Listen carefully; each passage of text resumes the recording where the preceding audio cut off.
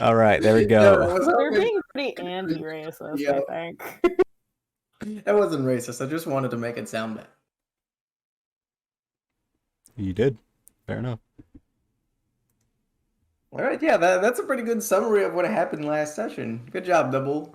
You're awarded 1 inspiration, which replaces your initial inspiration. Nice. Fresh inspiration. Love it. Yay. It's like a new car, but it's the same car. The shiny Pokemon doesn't mean anything. It's just new. Wait, shiny Pokemon don't change?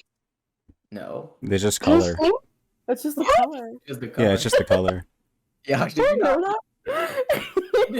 they did. Do you think they just had like the super secret ability, or I don't know. I'm so disappointed.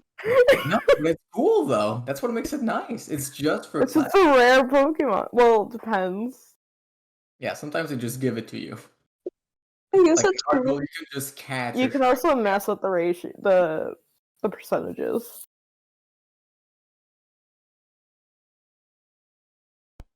And on that note, we'll begin where we last left off.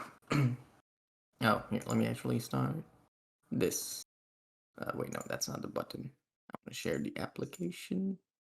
This.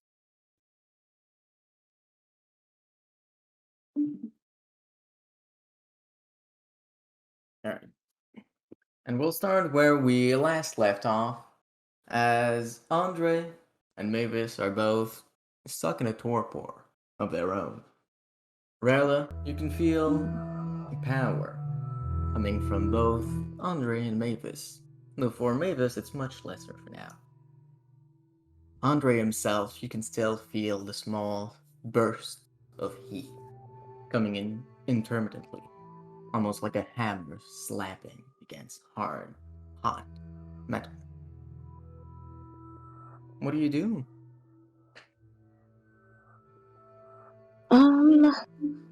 Do I have any sense of how long it's been since we both have been in their visions? Mavis has herself just left. Just not even 5 minutes ago. Okay.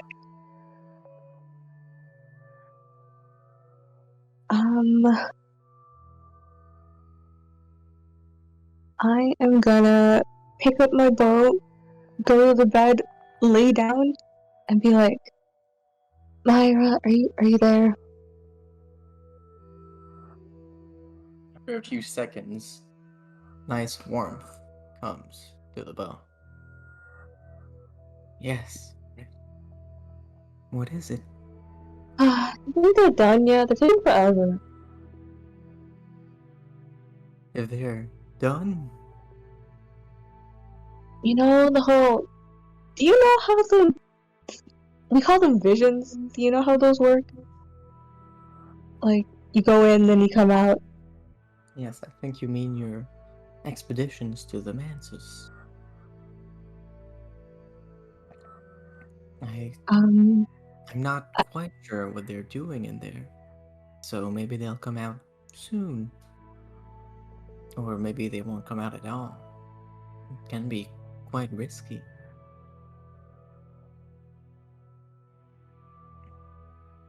When in the past, when I've had my expeditions, do you remember any of those? Of course. I was with you. Ever since that first one that you took. And they gave me back to you.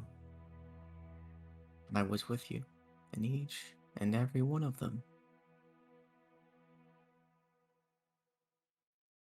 It's just that it seemed very, I don't know how to say it, different in the previous ones. What do you mean? You treated me very differently. I did. Yeah, well, you were just off. You spoke like everyone else in those visions, vague, weird, mean sometimes. Was I? I'm sorry, Rayla, that's not how I I meant to say this.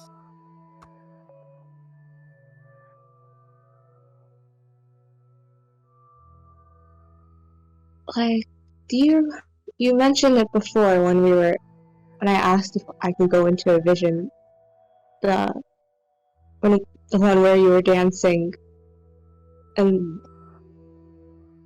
what was going on there? Oh, I'm sorry. I thought I explained.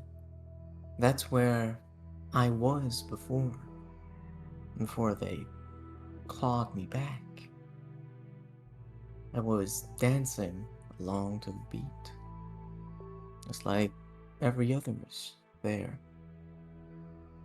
Sometimes I can still feel almost like I'm still there. Maybe I still am.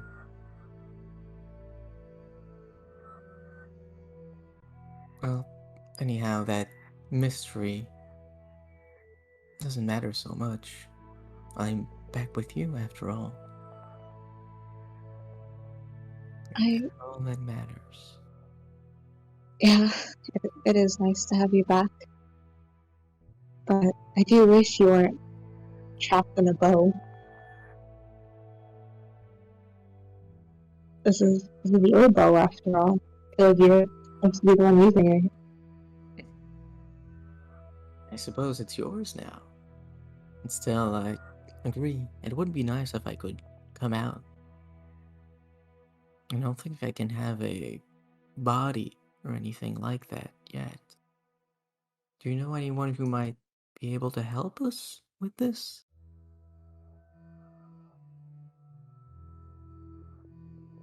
If I know anyone. Well, there's lots of different people who know about the hours and the aspects. I guess I could seek them out. Would be nice. Still, things are okay as they are. And I'll continue to support you, no matter what. Even if you can't find someone who might be able to help. So don't worry about it. What?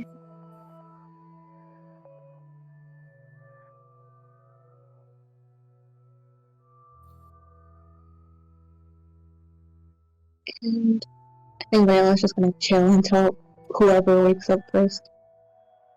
I see. A good bit of time passes, maybe about an hour, and you feel a bit of sudden movement in the room. Still from Andre, the sound and the heat has not stopped. But now from the drawer in which Mavis crawled, you can feel shaking. You can hear the clattering of the stone drawer against the bigger.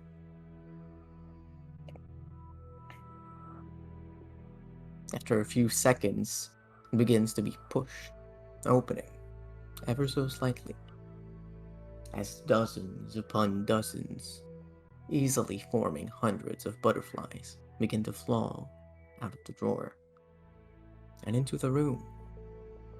Some of them begin to exit, going upwards, upstairs. Others simply begin to amass in various corners of the room. They themselves feel not powerful, but influent. As you try and make out any of the exact outlines, shapes of the butterflies, you find yourself hard pressed too. They feel almost cloaked in shadows. Do you do anything? What's the fun? I think I would probably just look in the drawer to see if Mavis was still in there, or if she was, if she was still in there, I guess. She is still indeed in there. She herself, it takes you a good second to actually find her. The drawer is not actually that big, but it feels like herself as well. Her outlines become a bit vague, unfocused. She's still definitely there, and you do recognize the shape of her animal form. She seems to be okay.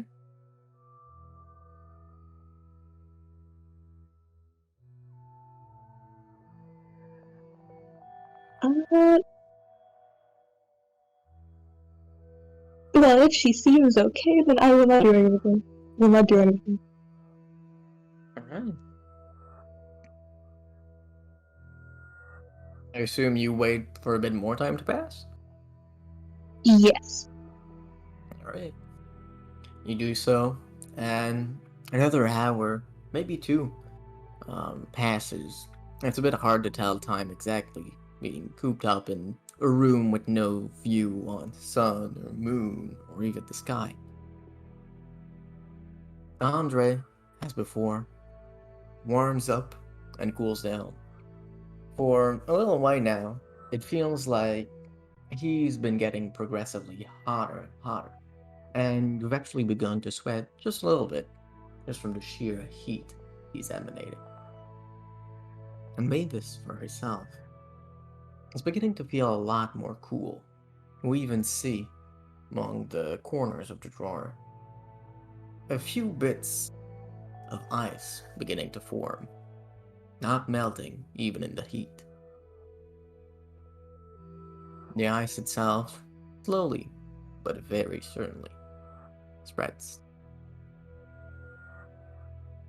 You do anything? Um, this is for science. Can I, like, take a bit of the ice and, like, break it off? Sure. You go and touch the ice to break off a little bit of it. It's one of the more recent ones, still quite weak. And it feels extremely cold to the touch, like winter itself. It's actually enough to give you a chill burn immediately. You do manage, however, to break off the piece and simply holding it in your hand.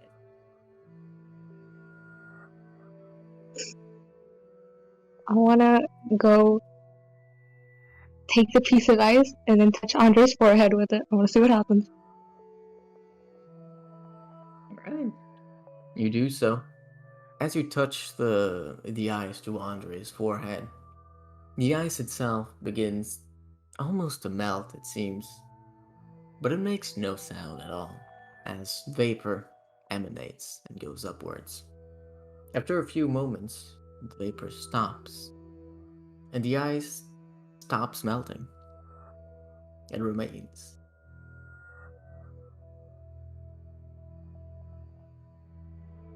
Like, sorry, what do you mean it remains? The ice, the bit of ice that you took itself has not melted away. It is still there.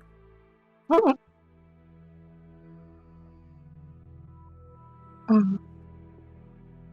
I'm just gonna leave the little piece of ice on his head, but Alright. then you said it's been almost around 2 hours? Possibly. Yeah. Well, in addition to your earlier wait. Yeah. So maybe 3 hours, maybe 2.5. It's a bit hard to tell for you. Okay. Can I try taking... Mavis is still in her wild shape, right? Can I try taking her out of the drawer? Sure. You approach the drawer, and you're a bit shocked to see that Mavis herself is fully encased in a about inch thick layer of the same ice. You can't see any movement through the ice, though you can indeed see clearly through it.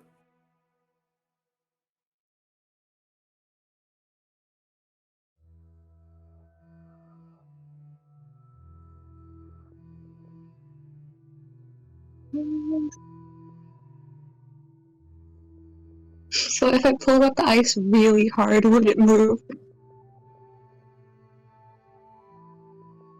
You manage to pull the chunk of ice itself, in which Mavis did.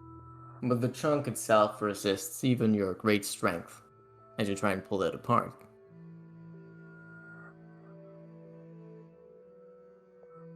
Now holding Mavis. She's quite heavy in that quite sizable chunk of ice that you have.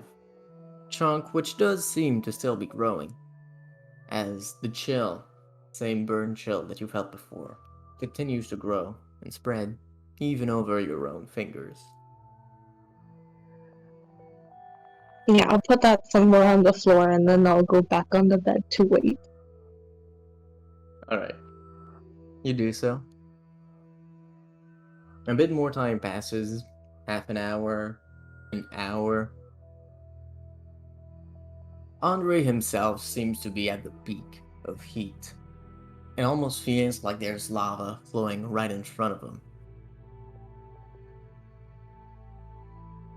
Mavis herself has not changed. The frost and the spreading chill of her has kept on appearing on the room, and she's now encased in a cube more a foot deep than an inch. You hear through the air a sound quite far away. Again, you've heard something a bit similar to it before. This time it feels more organic. It sounds like woo-hoo-hoo-bee.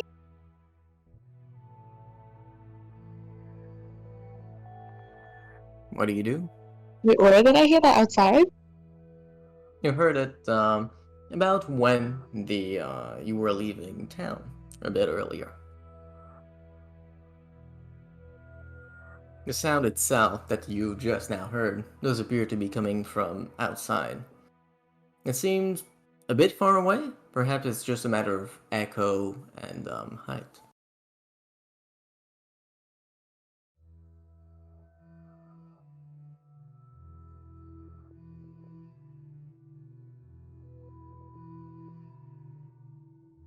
Uh,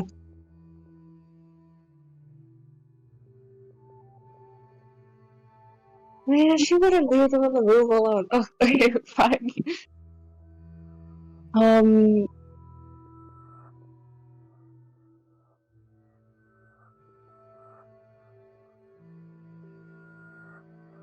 Yeah, I guess I'll just wait there. I don't want to leave them alone. Alright. You do so.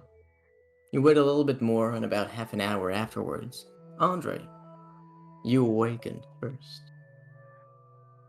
You feel a distinct coldness on your forehead. And you feel yourself a bit more full now. You feel like a container filled almost to the brim with just ability. You feel yourself like you could crunch embers into smolders with your bare fists. As you awaken.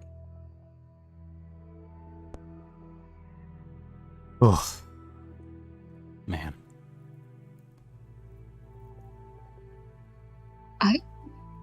Andre? Yeah?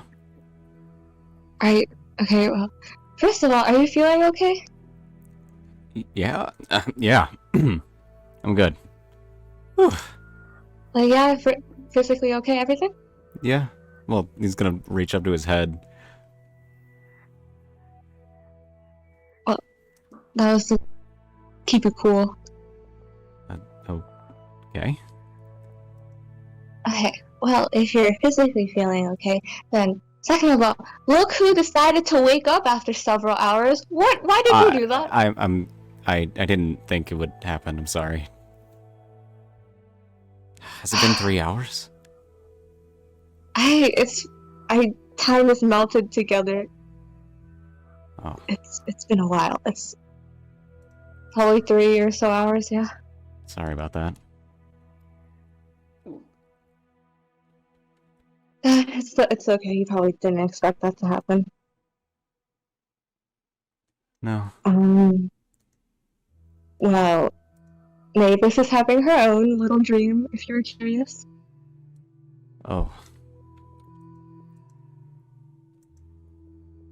We wanted to see if we could get into your vision if you needed help. Oh. Well, I can say that I didn't really... Well, I didn't get anything.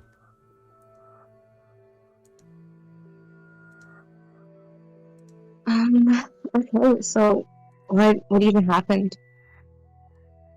I went to this place, the Golden General was mentioned. A lot of people kind of clad in like this metal, or they think they were more like kind of made out of it, this armor. And I actually talked to one of my friends there. But that was pretty much it. It wasn't like the typical one where it's kind of wavy answers, or like the shard would, or I guess part of the flint that I have, and he kind of gestures to it, or it was kind of like, I don't know, it was a little cryptic, but not, I don't know. Well, it just more talks about things that, you know, I don't really know fully.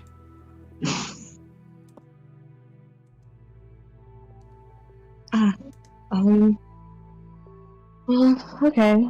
You said you talked to a friend there, like a friend from our world? Yeah, he was brought there. Someone kind of offered him a way to escape, and he took it, and he's there. I don't know if he's dead, really, but I mean, I still don't know if I'll ever really kind of see him here again, but it was still nice to talk to him.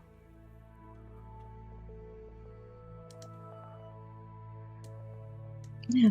Was he doing okay? I don't know if that's a question to ask, but... I mean, for now, at least, it seemed like it. I mean, he's offering to see if he can help me out by asking some people some things, so...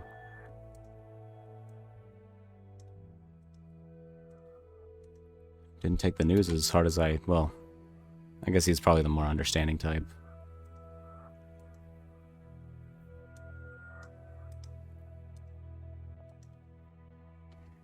But, yeah, it was nice. And I could probably talk to him again if I need to.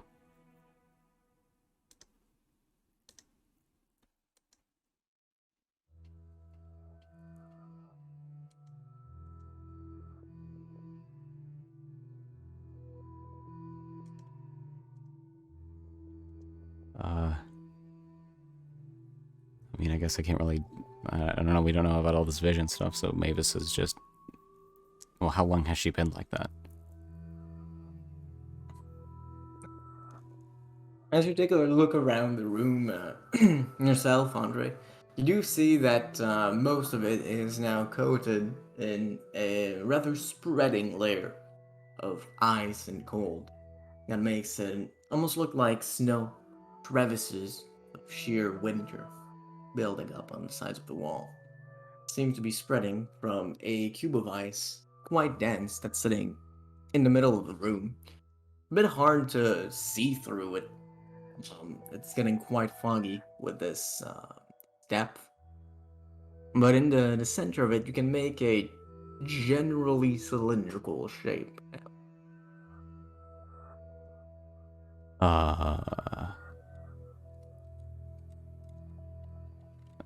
Sorry, what did you say before that?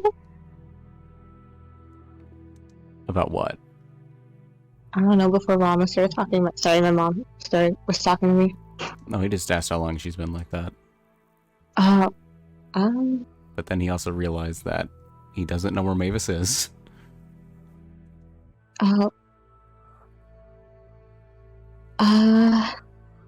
Yeah, Mavis, I don't know if you can see her properly with all the ice and stuff, but she's like... What animal did Mavis turn into again? Squirrel, right? It was a mouse. It was a tiny little mouse. Oh. That's so cute. Yeah, she's like that. If you can see it, she's like that small little mouse there. She can do that?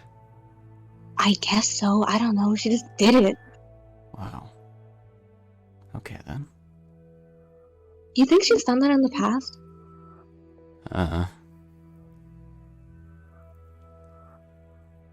mean, shapeshifting's a pretty high-level magic as far as I know.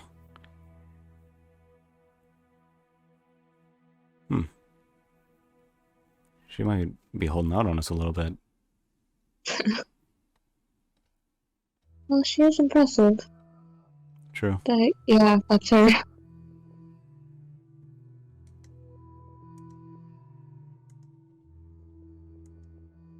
I'm so sorry.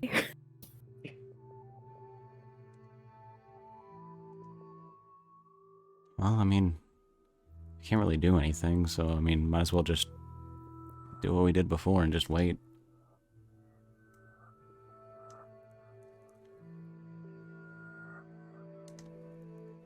I'm so sorry. What did you say? I mean, we can just do what we always do and just wait. More waiting. Yep. Yeah, we could. I don't think we should leave her alone. Not much else we can do.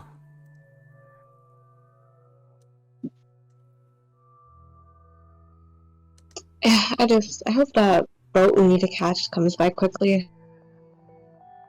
There's Yeah. multiple rounds. Well, yeah.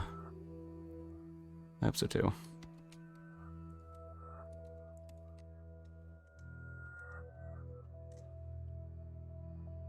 Alright, and I assume you just wait a little bit.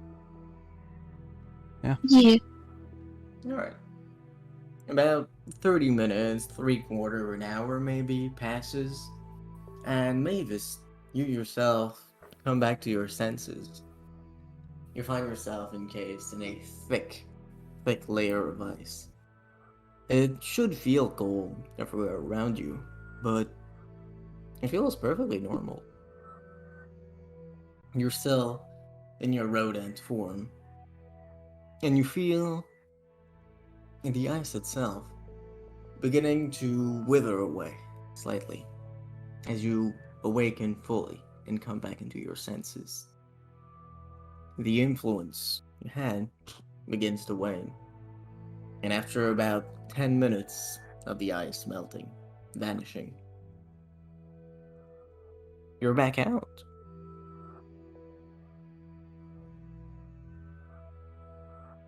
Squeak, squeak.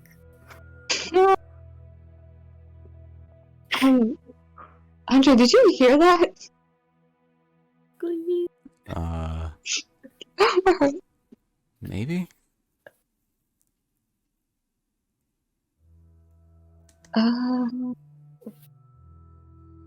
It's like Mavis moving around in the ice.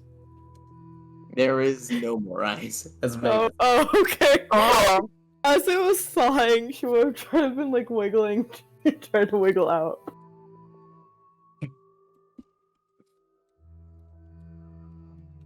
Oh, if it's completely thawed, I'm gonna drop my wild shape then. What was it? Okay. And wait, did you place me on the bed or did you place me on the floor? Floor. Okay. You're not good enough for the bed. Yeah. So yeah, Mavis kind of just appears on the ground. She was before. Hi. You look better. Hey, Andre. Hey. You okay? Hey, Oh, I'm fine. Everything good with you? Yeah. You sure? And then Mavis is like slowly getting up. Yeah, I'm sure. So, Andre, Yes? that shard we picked up. Did you know about it before, Trigoth?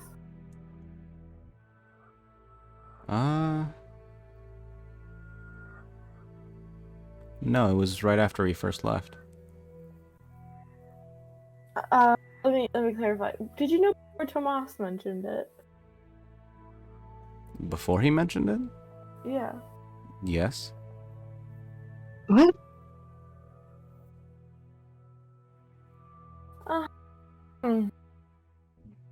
Who told you about it? Secret Histories, I believe, is the hour. The handkerchief? You sure about that one? I mean, unless I'm Oh. mistaken.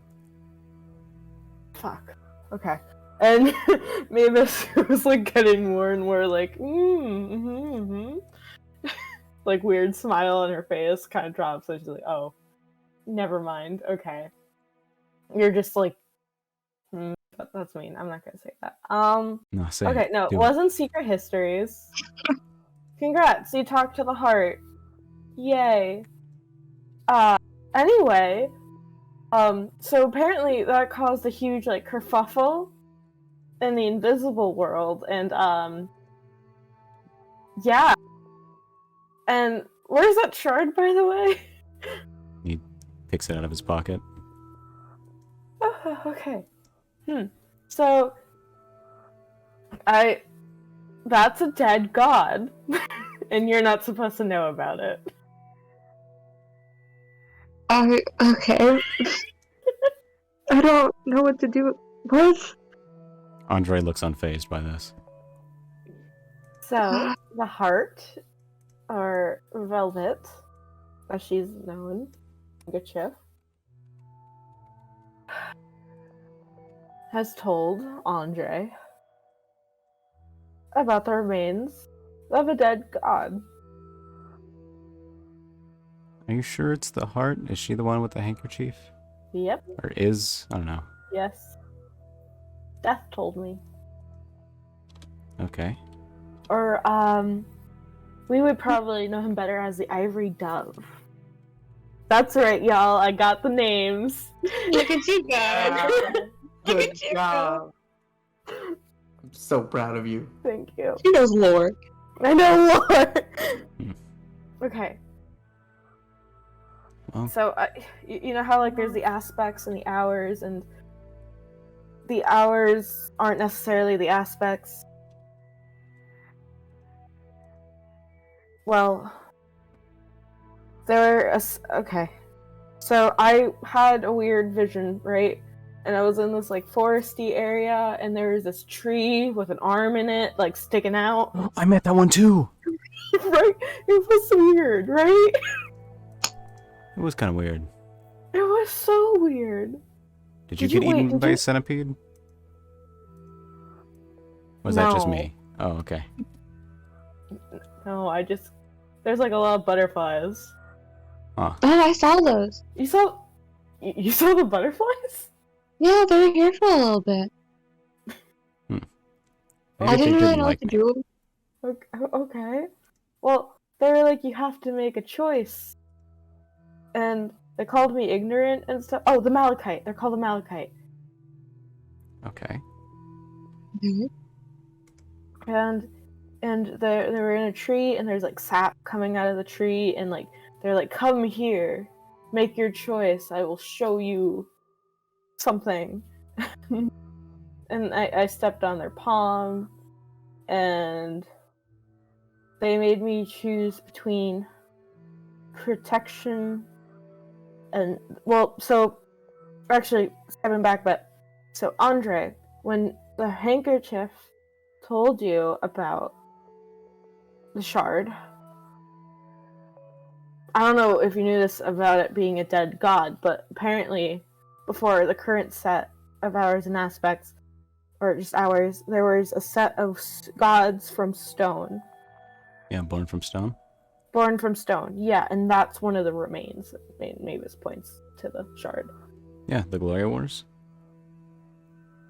Oh, I didn't go into the Glory Wars, but basically that was it. But there's one member of the Pantheon is still one of the stone gods. And there is a fight amongst the hours whether or not Velvet should be punished for telling you about this.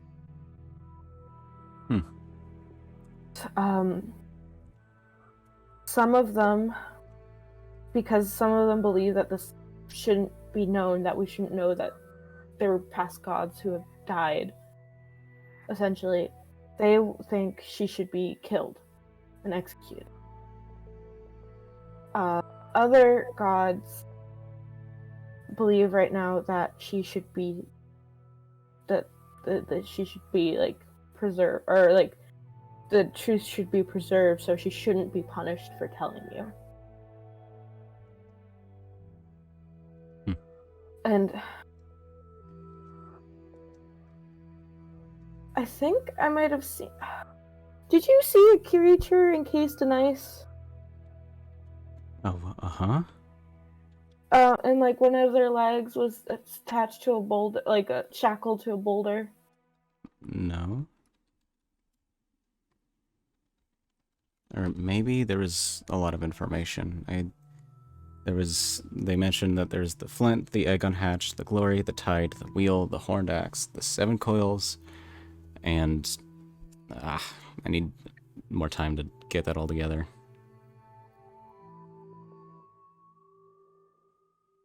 Okay, well, I was told to make a choice. And because I made the choice, the Malachite had brought me to knowledge. And I met the Ivory Dove, or as I affectionately know him, the Birdman with the top hat. Okay. I met him again.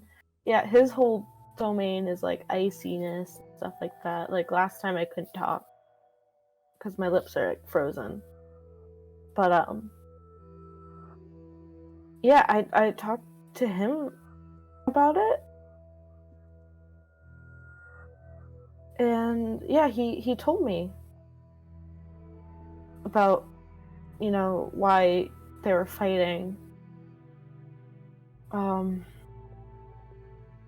Like how the Red Grail and the twins and him have decided that knowledge should be preserved.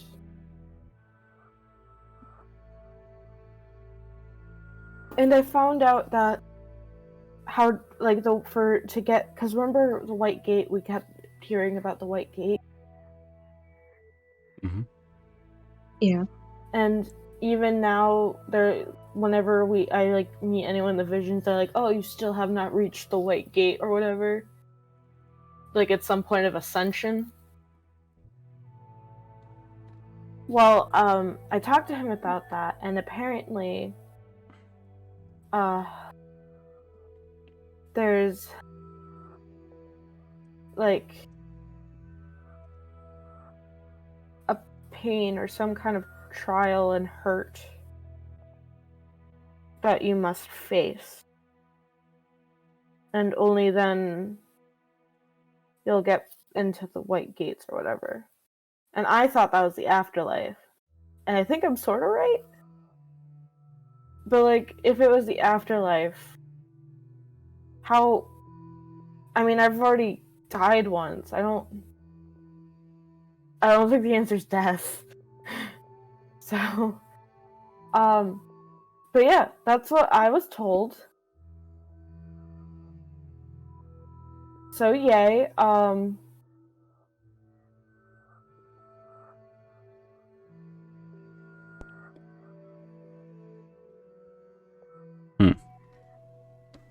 Wonder why she told me.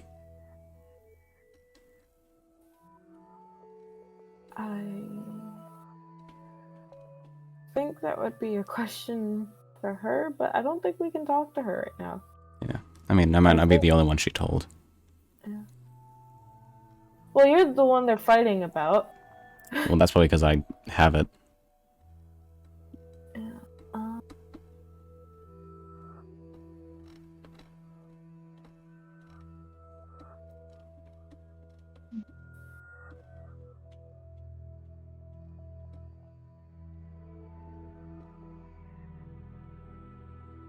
DM, was Moss Boy's actual name the Crowned Growth? Did I remember that right? That's in my notes, but I don't have them with me right now. Yes. Okay, alright.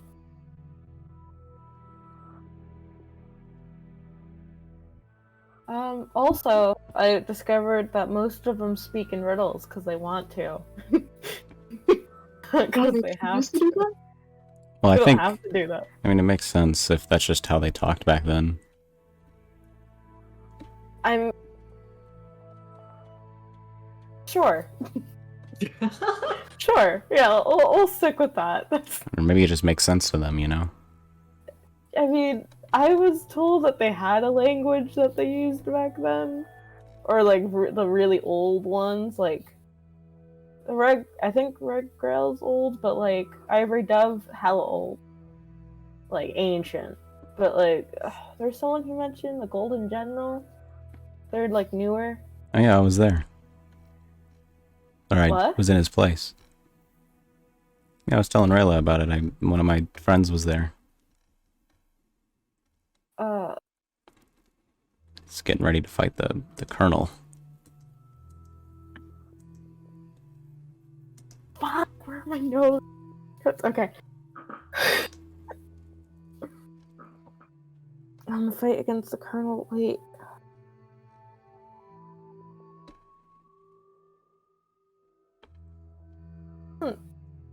Sound great.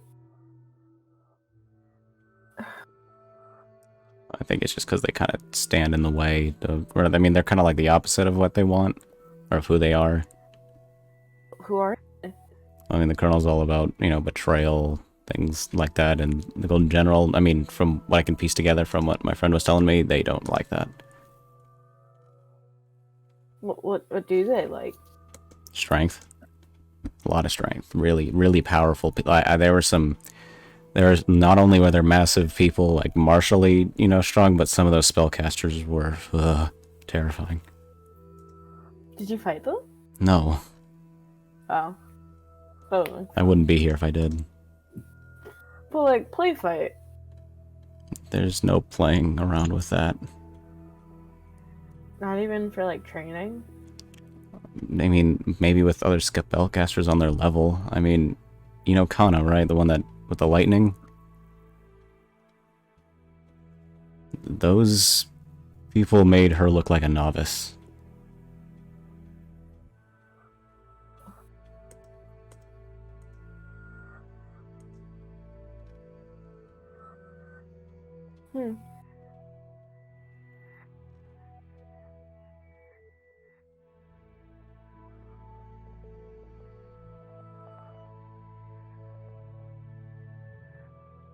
Strength.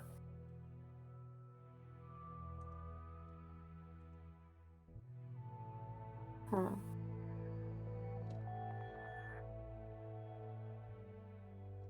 I wonder what aspect the Golden General would be.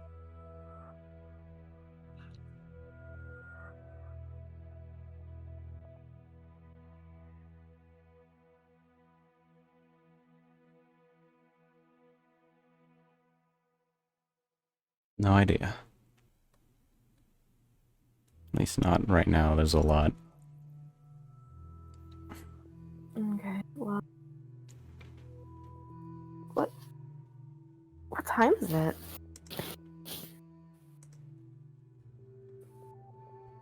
You yourself, Fair enough. Go ahead. no, you. What?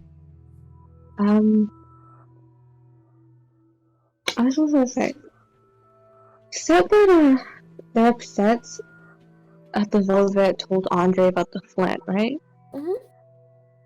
But okay, Andre's not the only one who knows about the Flint, correct? Didn't those people back in town know about it as well? I don't know if they know exactly what it is. They just know that it's a shard of something really powerful. Not that Mhm. it's from a deceased god. Did you always know that it was from the deceased god? Well, I mean, it seemed pretty alive to me. Do you think we could talk to them? Maybe? Hold on, how much? Thing is, they don't know quite everything.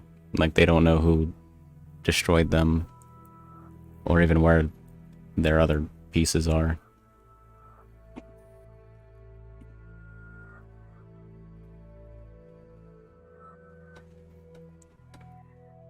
So, we're getting on a boat in a few hours, right? To travel to Bethunde. Yeah. Yeah. our goals for there, somehow get in. Yeah. Ask someone about the curse that's lying in me. Didn't you want to check up on someone, Andre? Well, I don't think they're really there. I mean, there's still one more person that might still be there. Okay. Check up on the curse. Maybe do some digging. I guess the cult? I mean, we don't have to. I mean, we want to find that other shard. I mean, there's got to be libraries in Bethende that would have something, right? Maybe? Who knows? They must have, in the pursuit of power, tried to.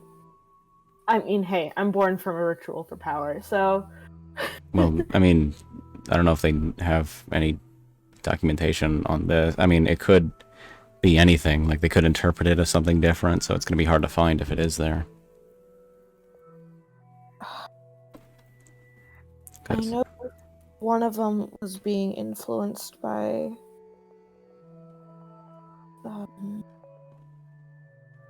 I believe he's known as the Watchman.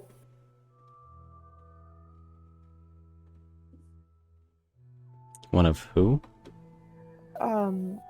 The people in the brothers, who were in charge of training us. Oh. That makes sense if they're all about knowledge, like that light creature that attacked us. They're also, it's also cruelty, isn't it? He shrugs. And maybe I could. Yeah, okay. Do we still want to go to Bethesda? I think that's our best bet. Okay. I would have screamed if you said no there. No, we don't want to do that anymore, actually. Let's go to Calren, guys. Let's just go. On a vacation. I'm gonna shoot you. I'm gonna drop a meteor on you. Rocks fall, everyone dies. Yeah.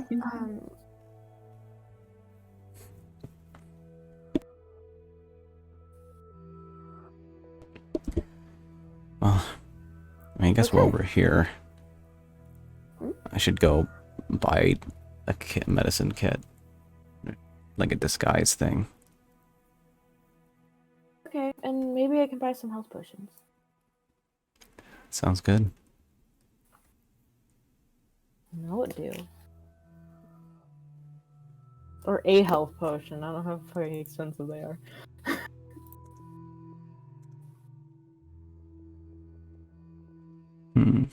Or actually. So you all leave the room? Yeah, I mean, I do. Yeah. I forgot what time of day is it again? Right now it's about maybe just a little bit before 8 p.m. Okay. Alright, cool.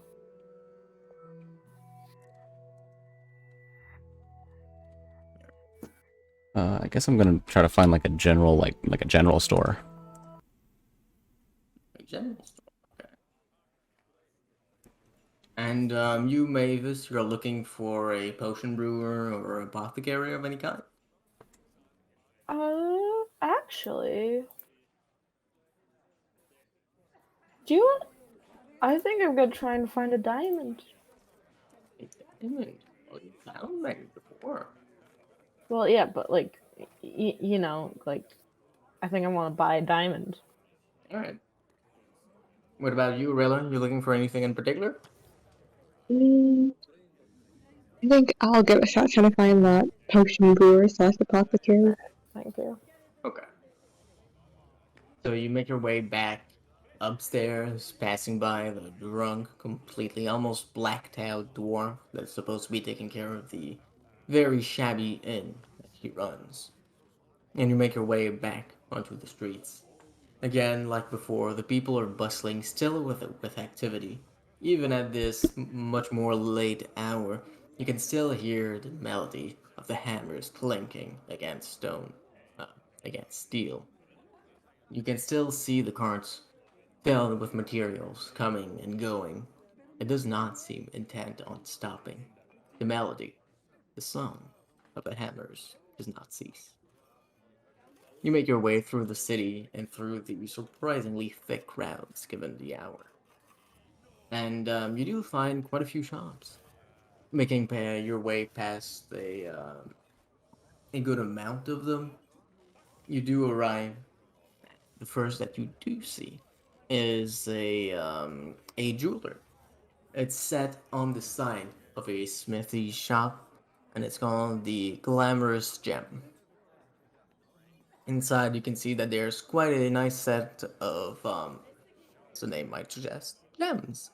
There's many, each kept in a nice presentoir, no doubt very safe.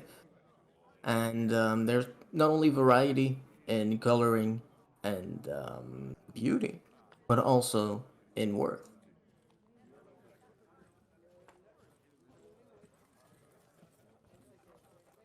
Oh, okay then. I'd like to. You you enter, and from the counter, you see a rather rotund dwarf stand up. Oh, hello. Uh, uh, I'd like to buy a diamond. Of course. What kind? I have many varieties. You're looking for a diamond ring, maybe a pendant?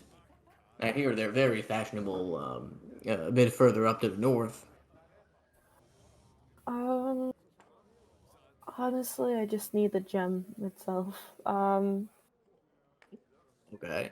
Well, I do still have that. I haven't said it anything yet. Um, yeah. You're looking for anything in particular with the diamond? I'm a spellcaster, so actually, wait, this is a really dumb question. Out of character. Can I just use like a fucking pendant instead? Do I have to have a? I mean, so long as the diamond independent is. All right, yeah, okay.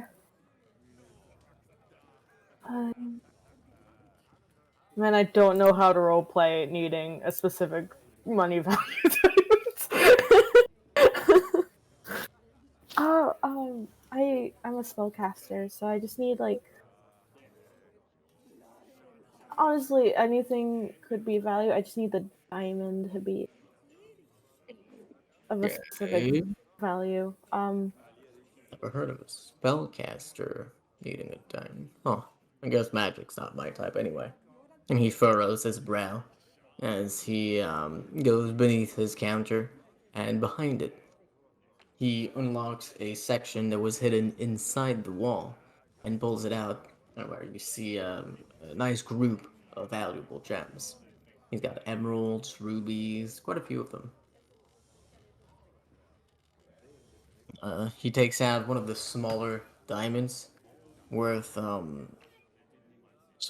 this one here I could make you a price for about say 100. If that work for your magic thingy.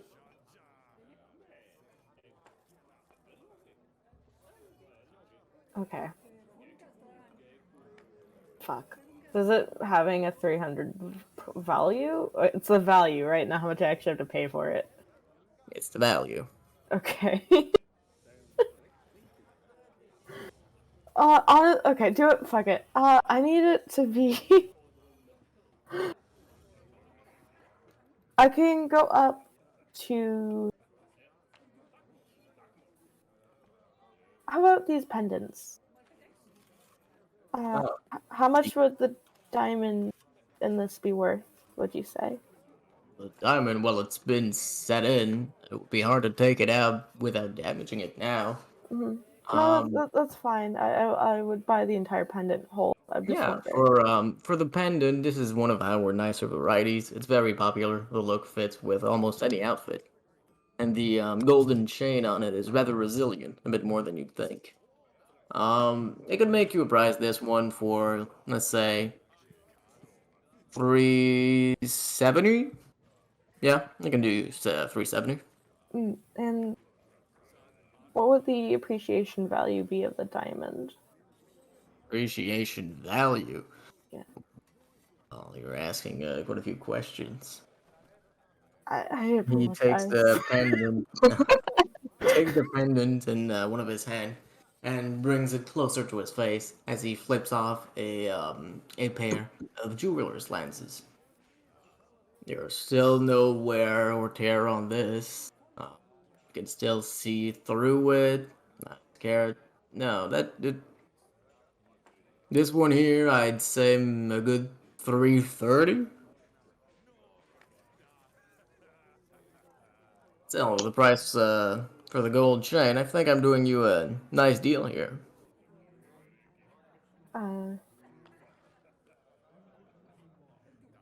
Would you have something like this that comes in a silver chain? Silver chain. You afraid of werewolves? Yeah, sure, I got some of those. Right. I don't know if I'm gonna have such nice diamonds embedded into them. He goes, and opens up. Gold clashes with my skin tone. Yeah. Of I'm a course. sickly yellow. How could I be so blind? I'm not actually sickly. Well, like, if someone is like really pale and they're on the sick side, any yellow undertones would exasperate it and make you look more sickly. So actually, yeah, it would not go with my skin tone. Yeah. I'd imagine she's a blue undertone. Yeah.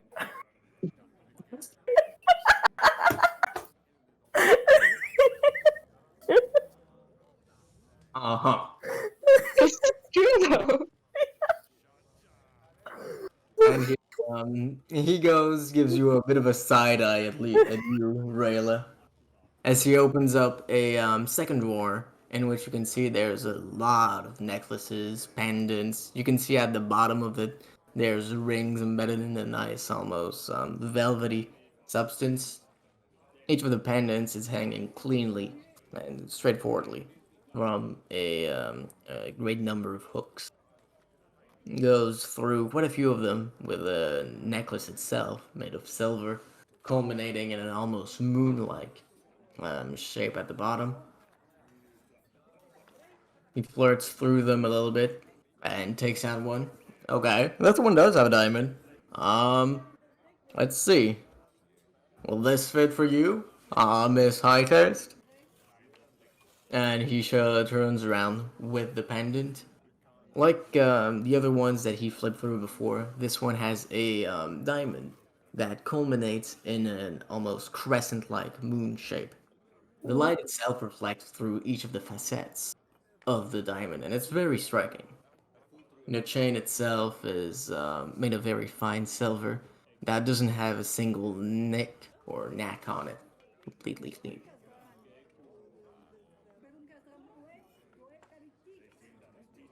Oh, that's gorgeous.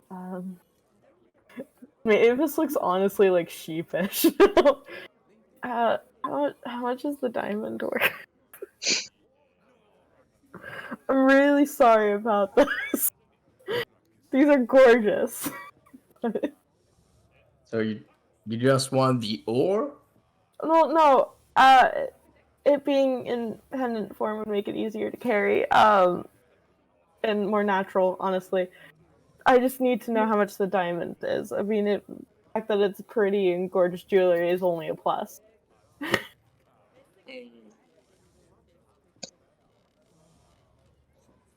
He's starting to look a little bit suspicious at you, and he'll try and insight you. Well, you can test. No? She rolled a 13 total to try and judge what your intentions are here. He's trying to see if you're trying to value his wares for competition. Whoa. If you look, I am. I'm a spellcaster. I have bits and bobs all over me. I have like. I'm not carrying any weaponry, but I'm traveling with someone who is carrying lots of weaponry. um, I don't look like I belong in a jewelry shop, so honestly, the only concern he would probably be suspicious about is if I'm trying to rob him. But I also have a money pouch, so and a friend with fancy armor. Like, I'm just trying to buy a diamond. Okay. Okay. This one here, it's been cut finally in a shape which does raise the general expected value. This one will get you a good 400. Here's the diamond. And the chain tacked on, it's a little bit less expensive than gold, so this will fetch you a good 430. Oh, the gold is less expensive. Diamond. Okay. I mean, this is more my aesthetic than the other one. What do you think, Rayla? Um, well, if you think you can afford the one that you want, you should go for it. I do think it's important to choose something that goes along with your aesthetic, though. You shouldn't just choose something all willy-nilly. Oh. Okay, I'll listen for a friend then. Oh,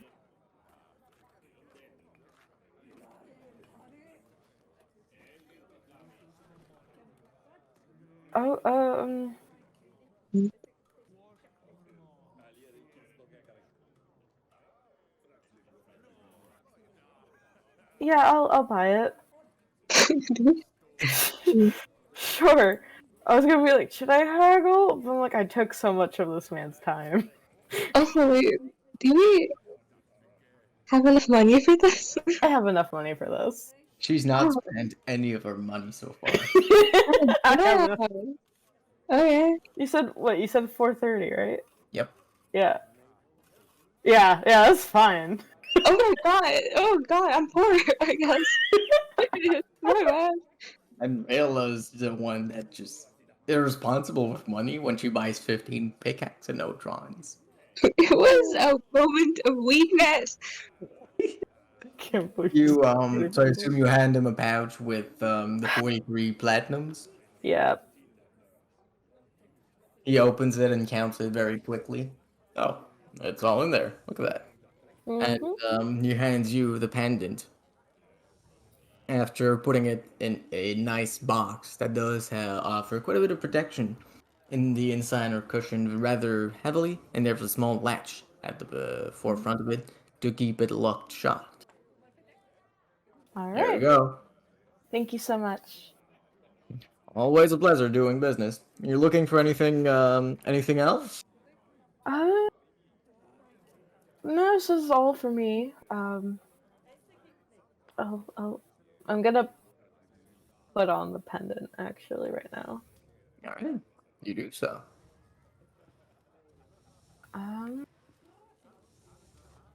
Shall Yeah, we head off? you were right. The silver does work more nicely on your skin than the gold. See? I want to insight check this. Is he bullshitting? You think he's lying? I think he's bullshitting. The salesman pitch. I know it when I see it. Insight. What is it? I'll be so sad if he's lying. 27. You can tell that he's just flattering a customer. Yeah. Yeah. Okay. Sure. Have a nice night. All right. Have a nice night. Thank you. Of course.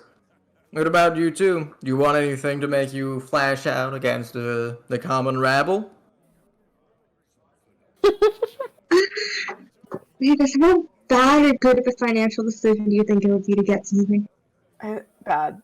The only reason I paid Things that full would price. match, I do have a few things that would match nicely with your earrings. That's Starlight, isn't it? It is! Oh, no. It is.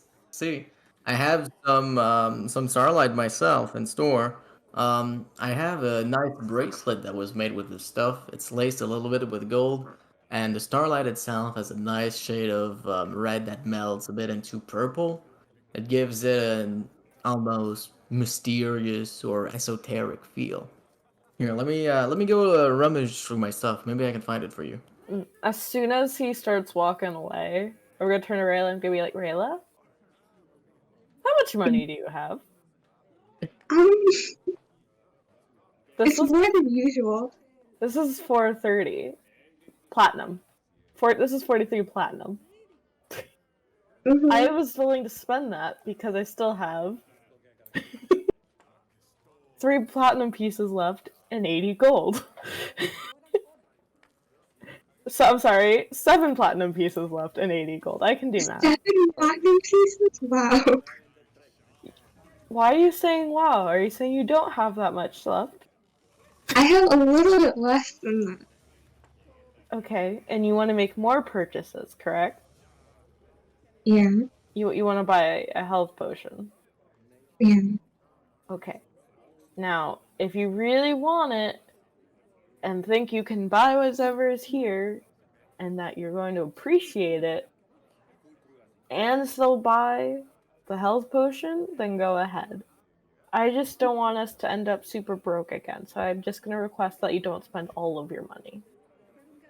I mean, yeah, you're right. I'm just not used to having this much. Okay, Yeah, we gotta save. It's you're like, right. you know how we travel a lot? Yeah, I shouldn't be in the store then. I think I should leave. The guy comes back as you say that, showing you the bracelet in question. So really, this is one of our nicer specimens. If you'd like to try it on, feel free to. I can give you a good price for it. About 50 gold, I think, should be good.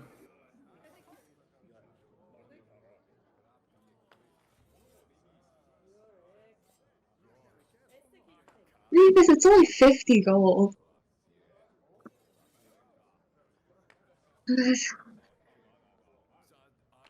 Okay. I'm alright. Thank you, though. Oh, I should really? Are you sure? It would complement your earrings really well. It works great in all scenarios. If you deal with nobles a lot, they pay attention to this stuff. It'd give you an edge over many other courtesans.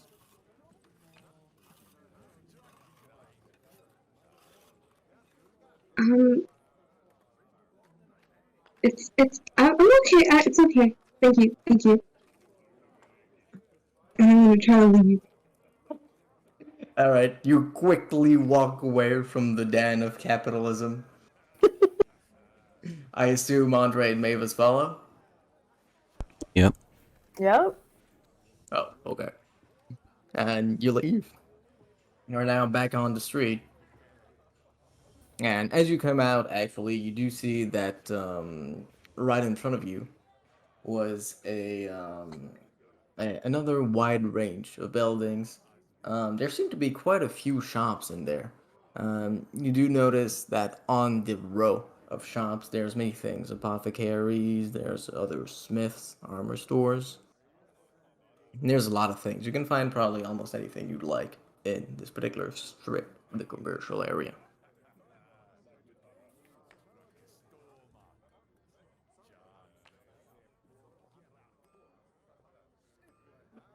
What do you do?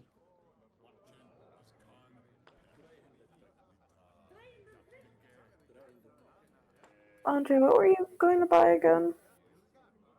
Some makeup and bandages. Ooh, bandages is a good call. And so is the health potion, so I'll follow you guys. Well, I'll try to see if I can find like a general store. Yep. In the thrift shops, like I said. Oh, Wrong button. welcome back. I pressed the wrong button, sorry. Yeah. In the strip of shops, like I said, there is indeed one of them that's more of a general store, and where you can find probably anything you'd like. And and I assume you just go in. Yep. Yep. You go in. It doesn't have any fancy signs or anything. It just reads general store.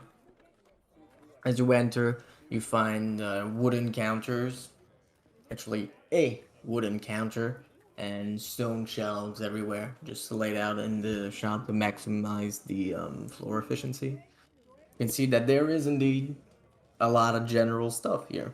There's cloth, there's bandages, there's musical instruments. There's a lot of variety of tools. You can find a lot of stuff. You peek out behind the counter. You can easily find items like tents and the like. There's a lot of stuff.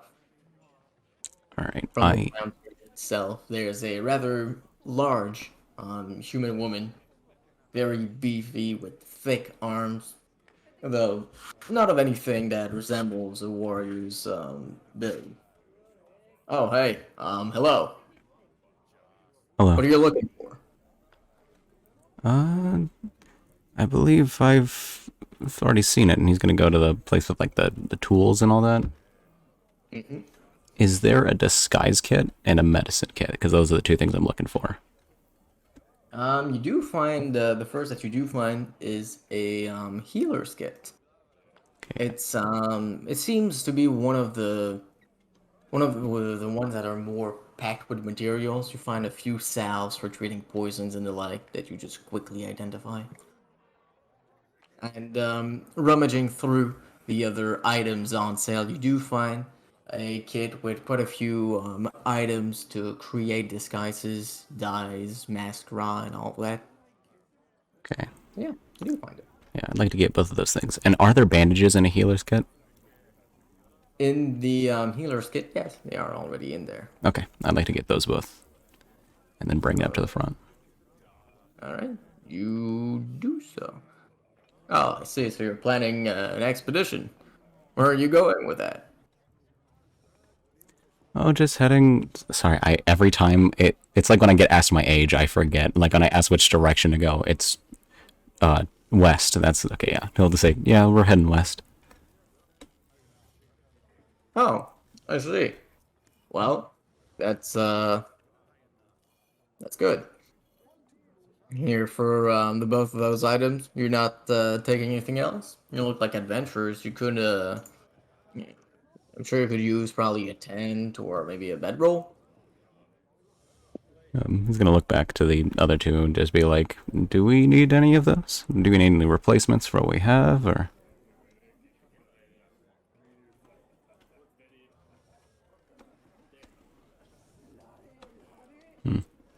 It has been a while. I should probably... Yeah, I'll take a bedroll as well. I should probably replace my old one. I see. I can take one as well. Okay, fantastic. So two bedrolls, a healer's kit, and that's yeah, okay. I could give you let's say 40 gold for the total. Okay. And he will give up the 4 platinum. I can give two. Like you can give two. Fine. Gonna be so pushy about it. It's just a I mean, suggestion. I guess. Please. Yeah. I hand you the two. I appreciate platinum. it. I'm not low, but anything can happen. All right. So you both give 2 platinum. Yeah. All right. She takes them and hands you over the items. Each of them seem to be in extremely good condition. They seem very much brand new, and no doubt they'll last you for a good long while. Right. There we go. Anything else you're looking for? If you're heading west, you might find yourselves a mountain. Maybe some equipment for climbing, or passing over holes might be a good idea. Part of me is like, yeah, they're trying to sell us stuff, but then there's also the fact that it's like, yeah, we did end up in a mountain when we were walking just this way, either way. But we're going through a river. Actually, wait, no, all of us are terrible at athletics. Yes, I'll take one. Yeah. Even if it's just, I'm getting, bamboozled slightly, we need it, probably. All right. Here, I can give you one of these. Those are a pack that people usually take when they go hiking. It's got everything you'll really need. And then you can fit a lot of stuff. So you've got a few tools, and you got materials. So if you're out at night, you can light fires. You got a little bit of food and water in it as well as pins and the rope to use them. so that you'll be able to climb a lot of things if you're not too clumsy. That sounds good. Alright. I'll give that to you for, yeah, you were nice before. I'll give it to you for 15. Thank you so much. And I'll hand over. Alright. You can add a Dungeoneer spec to your inventory. Alrighty. Also, look to see if you're, how encumbered you are. Not gonna pay too much attention to that, but if you got twice your weight, you might need to spread the burden around a little bit. Let's see. My inventory. My weight carried is 30 pounds. I'm unencumbered right now. Well, actually, I need to add the Dungeoneers thing. Which is 61. Yeah. Okay. My backpack.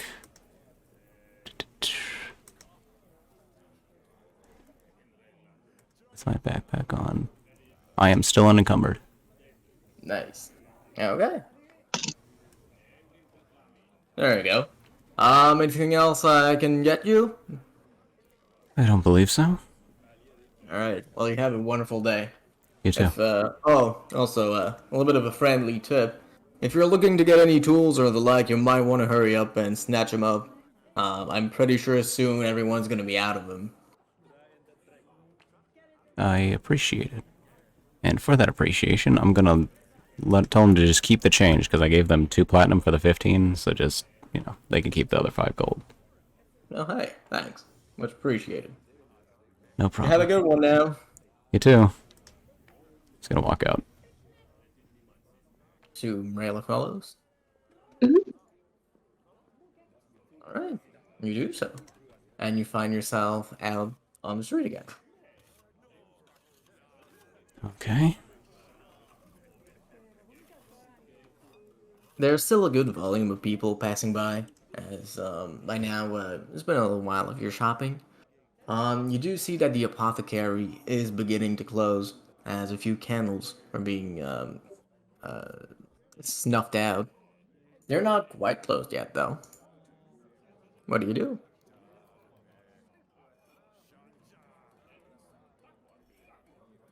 You wanted to check that one out, right? Yeah, do you think we can still go? I mean, I wasn't the one who offered. Yeah, let's go. Okay, you can follow. Alright. You head to the apothecary with, I assume, Mavis following? Yeah. Alright. And you open the door just as the person was beginning to set up the bells for the night. Oh, hello. Come in, come in. A small gnomish man takes up the steps to his a bit too big for him counter and ushers you in. What are you looking for? You had good timing. It was about to close. Sorry for coming and just for closing. We were looking for some health potions. Oh, yeah, I do have a few of those. Healing breeze. Are you looking for any of the really good stuff? I have some of the more accessible things in the region.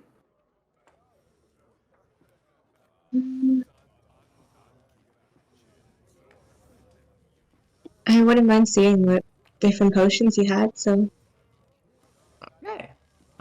Well, I do have a bit of a variety in them. Some of them have some a bit magical effect.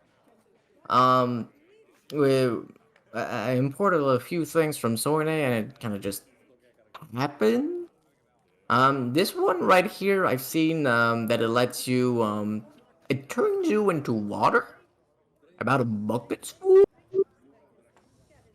I'm not sure how useful that is, but I'm happy to sell it to you.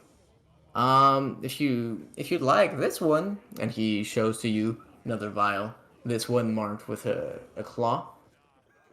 This one lets you make friends real good with the animals.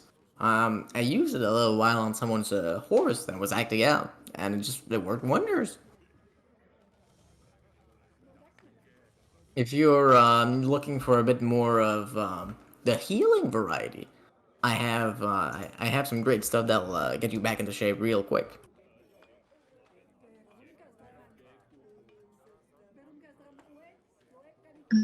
Yeah, I'd like to check out the healing potions then. Fantastic. Here's our more affordable model. People are often shocked by the price here, but and when we're talking about almost magical stuff like this, it's not exactly easy to make either.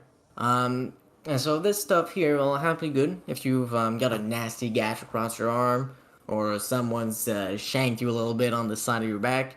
This will get you fixed up completely. It's really nice. I'll sell that to you for 50 each. Here, and he opens up a presentoir of with a glass that seems a bit glowy with magical energy. Here's our more top of the shelf stuff. I'd say each of these is easily twice as good as the other ones. The price does go up a little bit with them, though, I do have to say. How much are these? These do go for 170 each. It's not free, but when it saves your life, I think the price is really worth it. This is the stuff where if someone's just got completely your arm straight off, you just pour a little bit of it on your arm and you hold it in place, it just fix it back up real nice. If we But wanna, like I said though, I know the price is a bit steep for some people.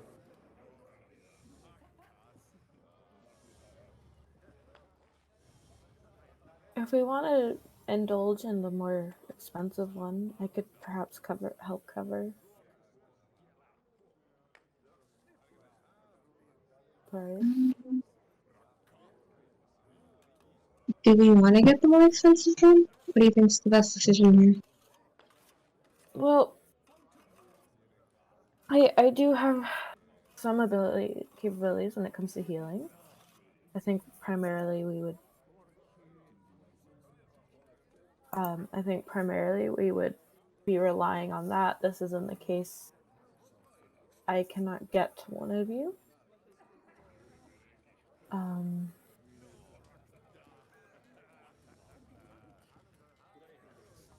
Mhm. But if we think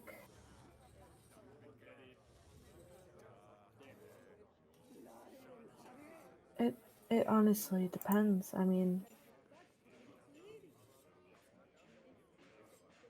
would we be using this if the stronger ones would be more of in the case of we are in dire need of help, whereas I think these less potent ones would be more of a top up.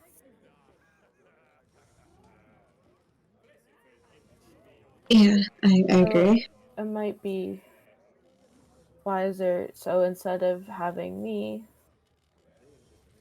put energy into trying to, heal cuts and bruises, we put that on the potions instead, and then when it comes to more dangerous things, perhaps I could help out a bit more. I think that makes sense. What do you think, I'm gonna Andre? get one. Do we each want to get one, or okay, hold on. I can heal myself as well, so Oh yeah, I'm the alone who can't do that, I guess. I'm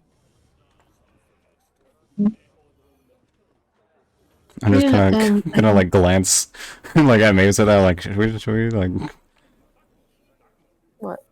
like use like okay, never mind. I mean, I think you should get one, you and Rayla. Why is that? Well, if I can't get to you guys in time, I can.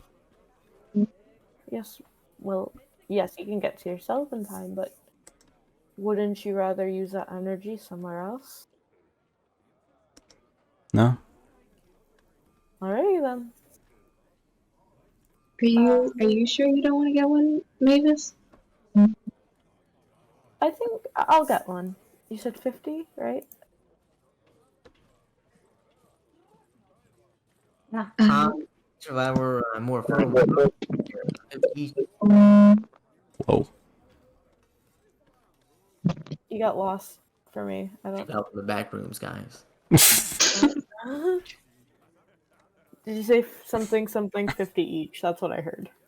Yep, that's about right. Okay. Since we're buying two at once, is there? Oh, I forgot to add my armor that I bought this time. I do it double. And actually, what is the weapon exactly? Is it just a magical weapon? What is it?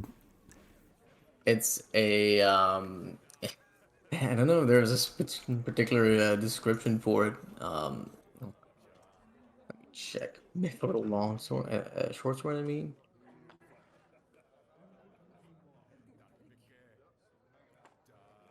Yeah, I don't think it exists. It's just it's a sword that'll let you bypass magical resistances. All right. I think there's like. I think I can substitute it with like a moon touch short sword. It doesn't add any like damage to it, but it still kind of is magical. You could also just change the name of your sword. I could. I forgot. We're No, not in like a. add it, all of it. Sorry, my brain's. I don't know. It's alright. I gotta add some stuff. Yeah, it would be hard. Each of these does. I'm not exactly selling them at a high profit here. Suppose you are buying 3. I could do 140 for the total. We're buying 3 things here. What did you say? Wait, we're buying 3 things? I thought I thought you each were buying 1. no, 2. We're buying. Oh, you're buying 2. Oh, okay. Retcon that a little bit. It would be hard, but I could do you 95. That's really as low as I can go, though. It's hard to make these potions in these parts. They don't have a lot of medicinal plants going around. Really, they rely a lot on the river for their health needs, and well, it does help, but it's not the same.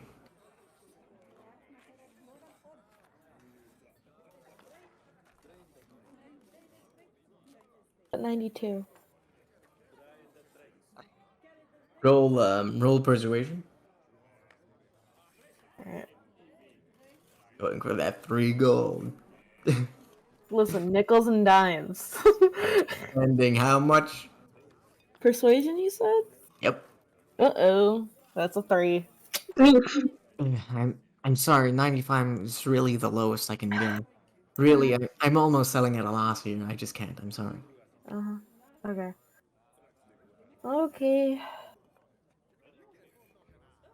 95, dividing that by 2 47.5. for 7.5. Okay. So I assume you pay that. Who pays the rest? I can cover that. All right. So you both remove 47.5 gold.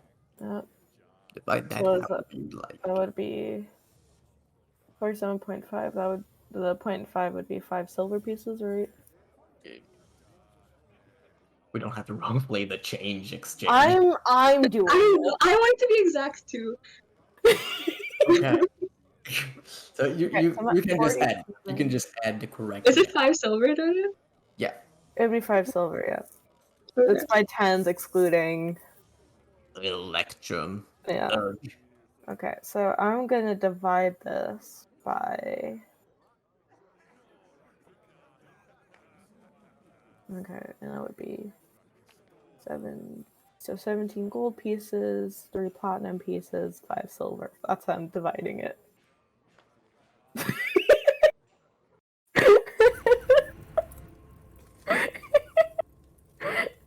You're doing great. Well, yeah, because it's 30 plus the 17, so 47.5 with the 5 silver. Yeah. Okay. Sure. Why the fuck does it do this every... Alright, and... And my mother is yelling for me. Fantastic. I'll be right back. Okay.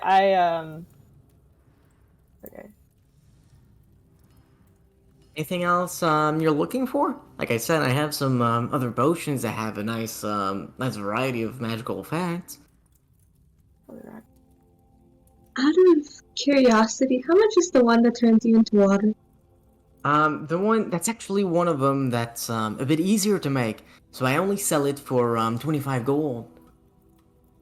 It's something I found. It's a bit weird, but when you mix some of the curets, just a little bit of them, when you combine them with the right herbs, which are luckily the few ones that do grow just above the city, you can make these rather nicely.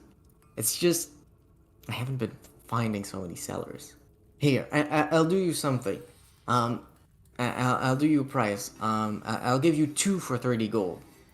Because you were nice enough to buy my healing potions. That's very kind of you, but I don't think I can buy that. Thank you, though. I can help you buy Oh, for it. I have plenty of You- money. Are you sure? Yeah. The amount of times Relis bailed him out with money. Like he has 3 Sure. platinum. Should we spend this money then? I have 26 platinum, so I'm pretty good. What? Yeah. I'm just poor now, I guess. Well, it's that armor. That armor was like 450 for you. That's true. It took so much money. It's what I live. So I'll put up 3 platinum. Oh my god, thank you.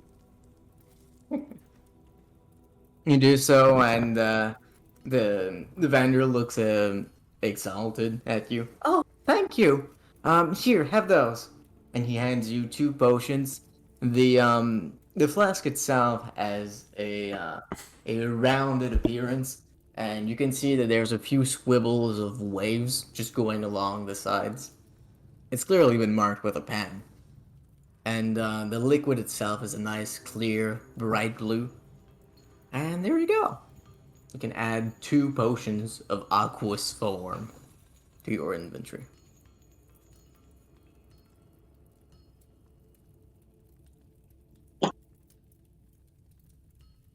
Alright, thank you. Thank you. No, thank you. Anything else I can help you with?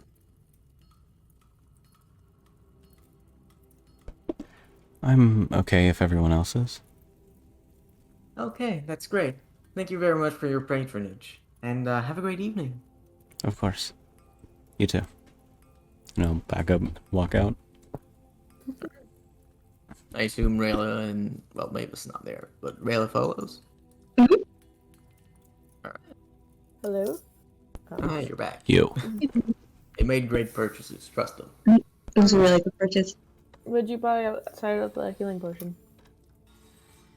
I bought the water potions, you know, the one that turns you into water. Okay. Very excited about when that one's gonna come into play.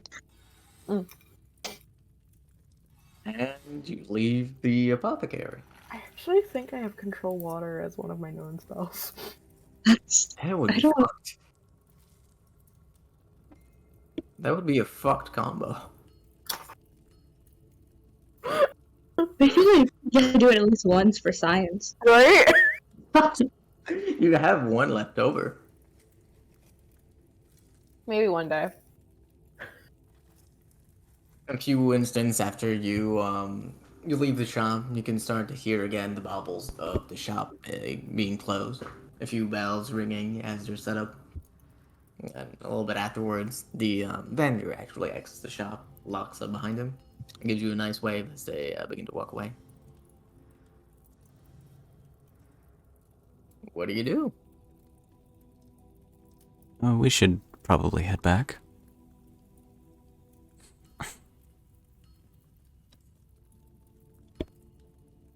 I gotta prepare for tomorrow. Yes, that's... Need a specific amount of preparation.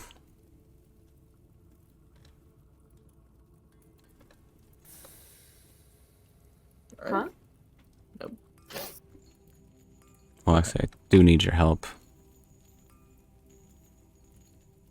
Mine? Mm-hmm. Oh, okay. How can I help you? I'll discuss it when we get back.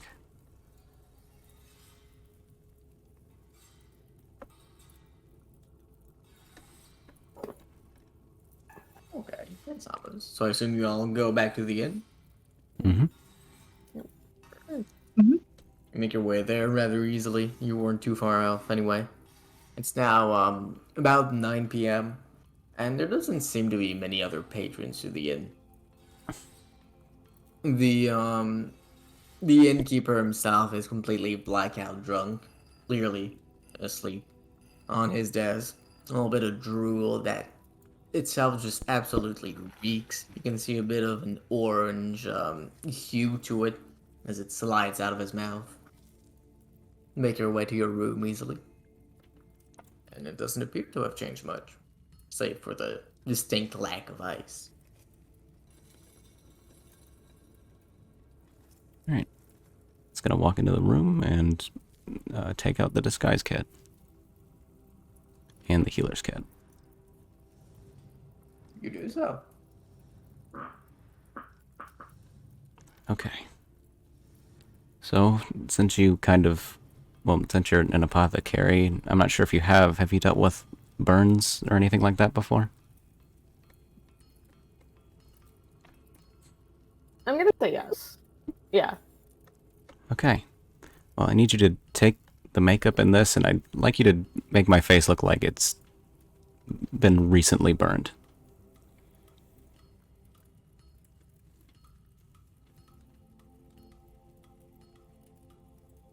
Okay. A good 3/4. I Actually, before we start, I should first preface, is anyone here proficient in disguise kits? I am. That, I was, alright. That's perfect. Ooh. I want to do that, and also, he's gonna say, thank you, I really appreciate your help, and then he's gonna, well, as he says that, he's going to use Bardic Inspiration on, actually, wait, let me make sure if you can use the die on tool check. Well, it says ability checks. Yeah, it is an ability check. And for this, I'd say it's tied to your dex mod. So if you want to roll that, Mavis. Okay, yeah, I'll also Bardically Inspire Mavis. So you have an extra d6 to add to it. Oh, actually, never mind. You are proficient. Okay, roll with those. Wait, so So you add your dex mod plus proficiency. okay, so I'm just gonna do a flat dex roll. Yep. And then I'll add them. So I got a nat 20. Oh That's shit.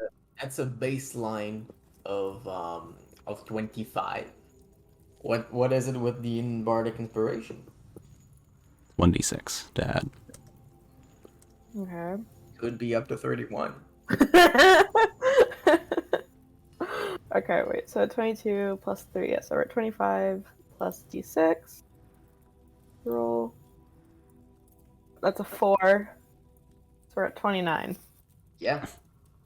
You do it really well. It takes you a good 5 minutes, but Andre, you can feel it coming together. Just not only the color, but also the pigmentation, the relief, just the actual shapes of it, as well as the texture. It's just completely and perfectly on point. Maybe this is probably the most realistic non-wound that you've ever seen. Damn, that ain't too shabby. Thank you. I also need you to bandage up Okay. my face. You Well- want me to cover my work? Well, it's to sell everything, in case they want me to take off the bandages for whatever reason. Honestly, should I have done all this in the morning? So, alright.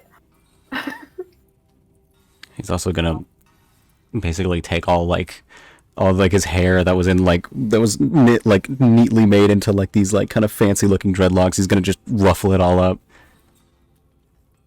Alright, so we're doing a bit of a makeover here, I see. Yeah. I'm also gonna be using the name Mikhail. Kyle. Mikhail.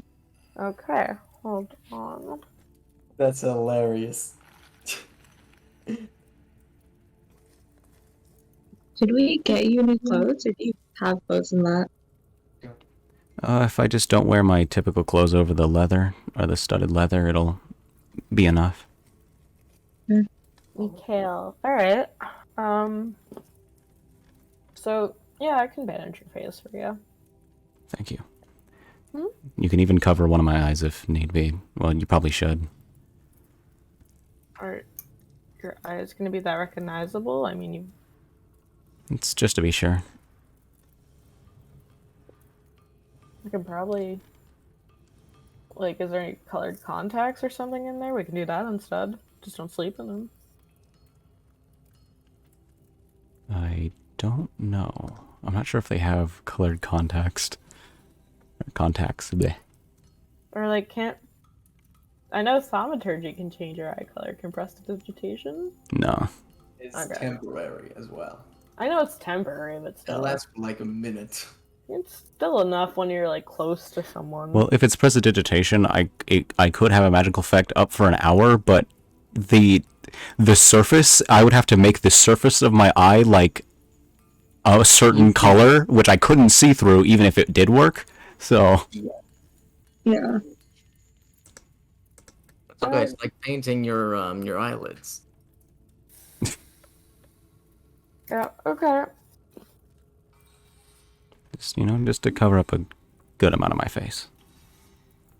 Most of it. Okay. I'll do my best. Thank you. Also, if you ever, because like bruising and stuff like that, you need to make it look darker. So to do that, you do foundation, all this stuff first. You do color correction second. If you want to make it look lighter, you do the color correction first. Oh, okay. I don't know if I'm not available to touch it up for you. All right. And always moisturize your face first. Got it. Because like all these powders and stuff dry it up really badly. Good to know.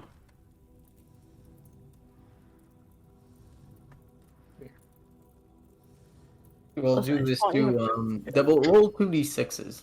That's how many long rests this is gonna stick in place perfectly. Could have been better. 5. 5? That's pretty good. Usually I would have said just 1, but just you hit a fucking 29. You got 5 days. That's very nice. Can't believe I almost rolled a fucking 30. Insane. Okay, well, do I have to roll anything for bandages, or can I just...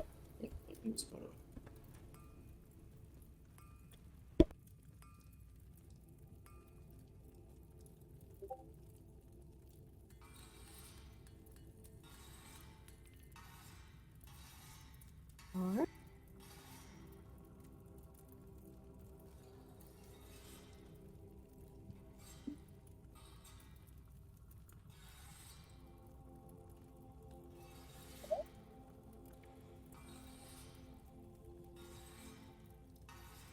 Can anyone hear me?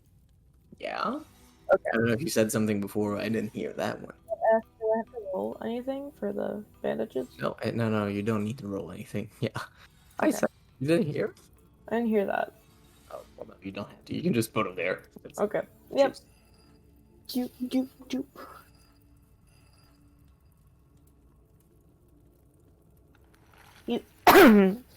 He's a certified mummy. Yeah. Good looking. Good looking mummy. I hope this works. Put mascara on his eyelashes and everything. You know, I don't know why the name Mikhail caught me by surprise. What? It's because Andre is a Russian name in origin, so I just kept the theme. Okay. Yeah, but I was like, damn. What? Wait, so what would the fucking nickname be? I used to know this. You could call him Mike, because it is a alternate version of Michael. Okay, but you say that I'm not gonna be able to think of anything besides Mike from the Jersey Shore. Like, you can't just- Damn, that's Mikey. a poll. I'm sorry. The second best we get is Michelangelo from the Teenage Mutant Ninja Turtles. How have Not even you the name. watched Jersey Shore? Misha. Misha's the nickname for it. Misha. Misha's nice. Misha, yeah. Yeah, I refuse to call Andre Mike. Mikhail. I'll call you Misha. All right. I see you've watched JoJo as well. What? No, I just fucking was trying to remember the nicknames. I looked it up. Listen, all I know is my name, in like given a Russian nickname, would be Dasha. Russia. Oh my god. Because I have a friend that's Eastern European. Anyway, that's done. Mm-hmm. Worked really well. You doing anything else, or are you just sleeping? Oh, I'm so excited for this long rest. I'm going to bed. If you are sleeping as well, tell me how, because there is only one bed and it is quite miserable. Okay, well, I can sleep on ground. Yeah, my bed was already on the ground, so I've slept in worse places. we have Yeah. all slept in a closet. You did do that, didn't I've literally slept on rock. Rock. That was at the beginning of the campaign. you? Yep. Too poor to afford a bed. How's that? I was just not wanting to spend money on a bed. So I assume Raylan then is the one that's in the bed, luxuriously? Yes. I see.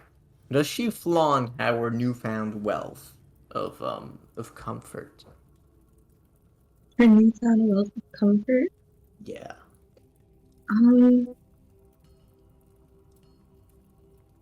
I think she'll just lay on the bed and Alright. just try to go to bed and go to sleep as soon as possible. She's tired. Alright. You do so. And unless someone would like to do something, your long rest would begin now. I'd like to take my deck of cards. No, okay. I didn't have the soundtrack pulled up. just pulling them all out. Just knock them all out, you know. Do it all. You can see how many tabs I have open too, right? I've got like I- 10 of these suckers. I just looked. Until you brought it up, Oh my I was like, God. oh yeah. Alright. Listen, he's not gonna unpack all of that all at once. Just But, like, get what do out you- of the way. It's that's how therapy works. You just get them all of them straight up. Just Yeah, go in. speed run. Yeah. I'm gonna speedrun therapy. I'm Andre, you're gonna speedrun my recovery. gonna be hilarious. Or like my self-improvement. My recovery and 80%. I'm gonna read so many fucking self-help books. They're not gonna see it coming. Also, I'm gonna be right back too. I've been drinking a lot of water. I'll be. maybe- I just ate like my brain for a second ended it at I've been drinking. And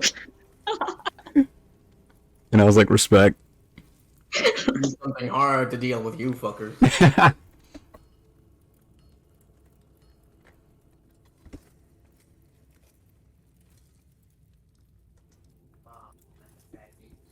Man, I don't think we're even gonna make it to Bethende in like 4 more long rests, so I might have to get her to touch it up again.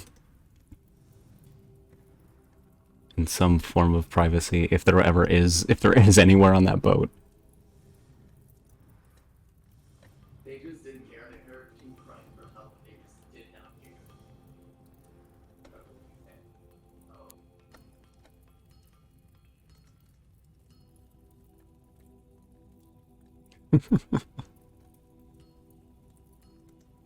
Dang it.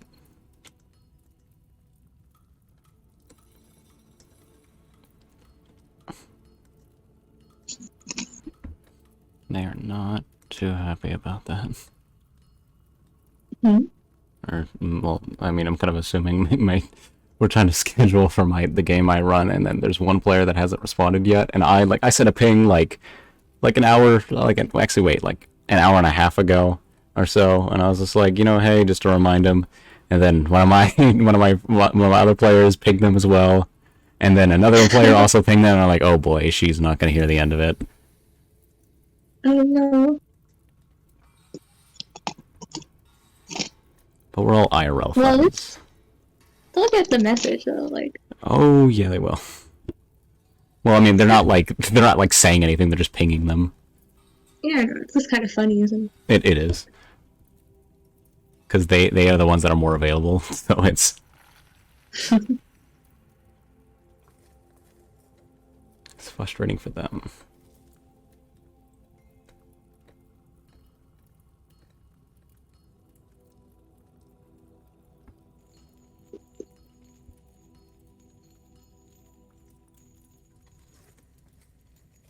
My head hurts. Oof.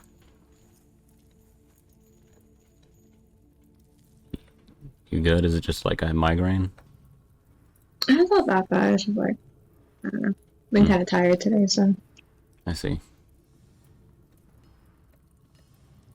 there's something about sitting around talking and like imagining things that makes my brain hurt. Oh.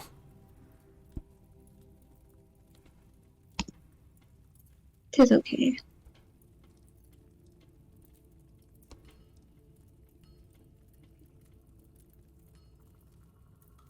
Okay, sorry about that. I've come back.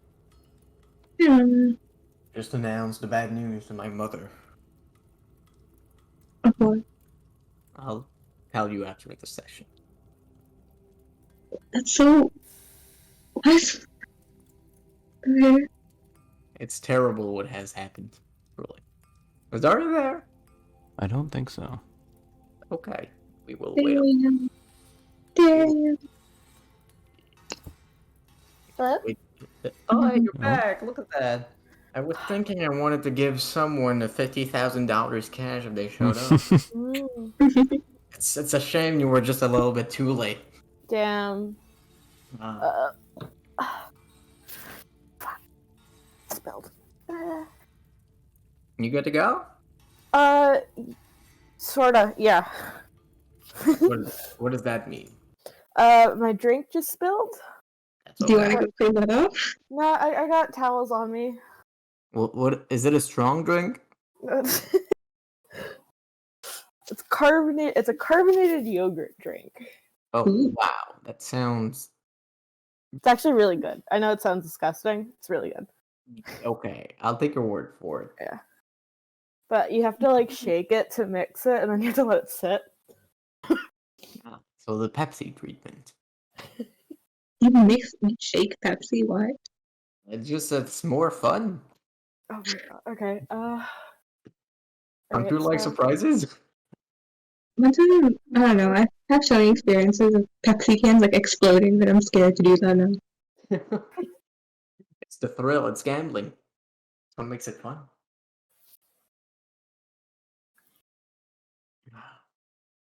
All right, and we'll start back up Mhm. as the day begins once more. Mm. Who would be the first one up? Would it be Andre or Mavis? Oh, I'm gonna change my prepared spells. Okay, send me the list of the new ones. Will do. I mean, things are back to normal, so Andre would get up early as he usually does. Oh, Maybe- can I change my arrow list? Oh, Sorry. sorry, what did you just say?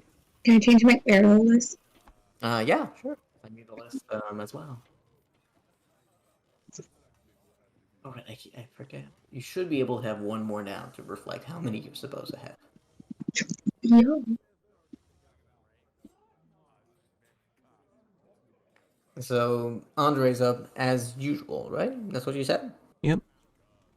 Right. As you yourself awake, you find that nothing seems to have changed in the room.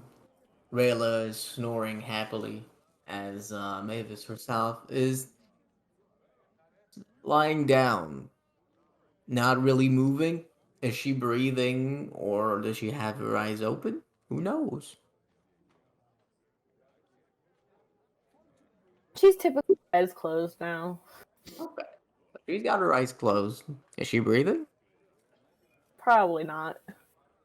So you're not quite sure if she's dead or not, but she's there. So that's a start. From outside, you can hear the low rumbling of items being moved.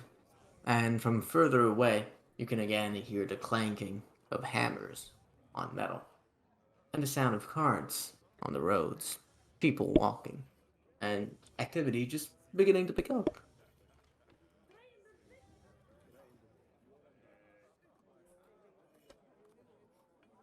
What do you do? Rise and shine, everyone. He's going to shake Mavis on the shoulder, and also just, well, he's not gonna resort to anything extreme yet. He's just gonna try to shake Rayla awake. I really don't. Do we have to get out? We do. And just you know, once you start moving, you know, it'll fade away a bit. You just gotta take that first step. But once we get on the boat, you know, there's no turning back. It's And there's the end of the day. You get to sleep again. um.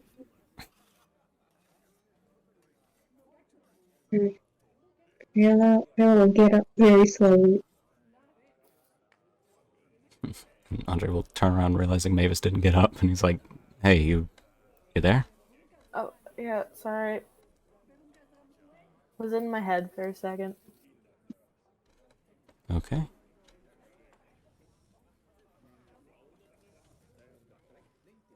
Well, start packing your things.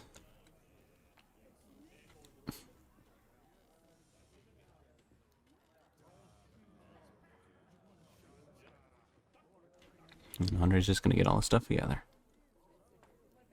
All right, you do so. There's nothing that appears to be missing or anything. You just get them back up, and you're good to go.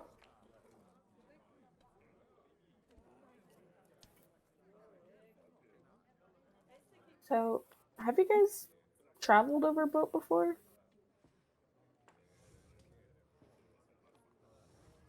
Probably A not. little bit before. You know, I don't think Andre has. Andre could have. Yeah, it's like, Rayla definitely not. Really? Remember where your village is located? How the fuck do you see yourself on a boat? I guess. I feel like I've been out for a while. Okay, fair. Then no. Alright, you got a better chance of being on a boat if you wanted, on a mission or something. Andre? I'm sorry, Mikhail. wait, sorry, what's the question? um, Wait, sorry, what was the question? Yeah, I said you would have stood a better chance of being on a boat if you wanted, like on a mission or anything like that. He's probably been on a boat, but like not very often. Like not super long.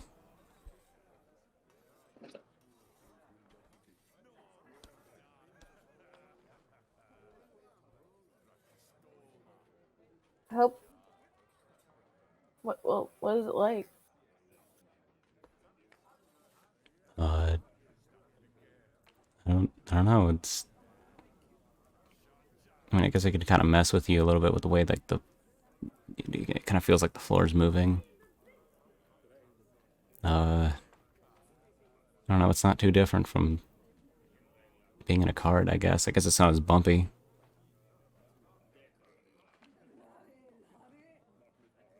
Why do you ask?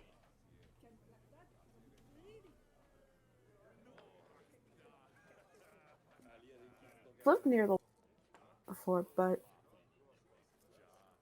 never really needed to travel that way. Typically stay on land. Okay.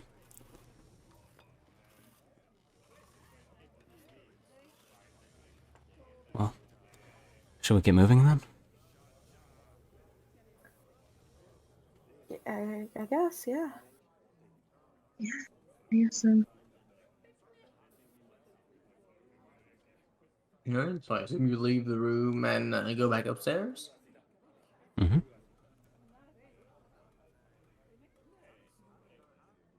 Hey, nay, what's going on? Go upstairs. Are we in the basement thing? Yes. Yeah, we're still- Yes. Yeah. Yeah, okay. As you go back upstairs, you find the dwarven man once awake this time. His beard still seems quite as dirty as before, and his smell seems to have worsened just a little bit. Oh, it's you guys. Okay, your night's up. Yep, he's gonna put the key back. Or Thank on the you. desk. Do you want a second one? No. Are you sure?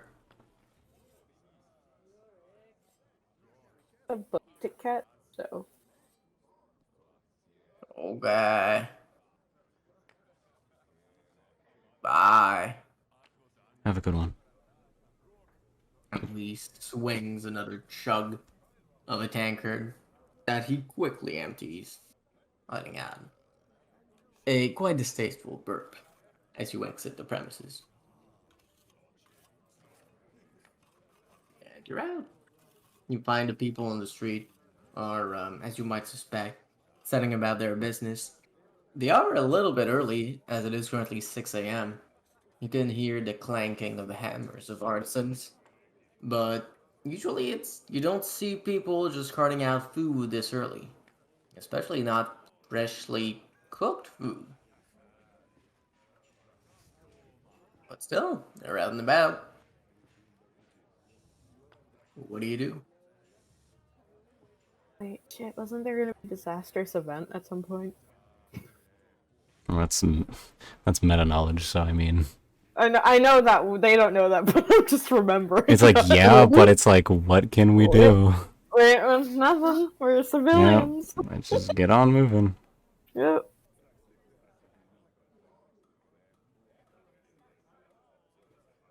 All right. So I assume you try and find the river to go back upstream, find your boat. Yep. All right. You do so. You make your way towards the sound of rushing waters. It takes you a bit of a moment, but you do find it, and you follow it upstream. You eventually arrive at a and one might call a station.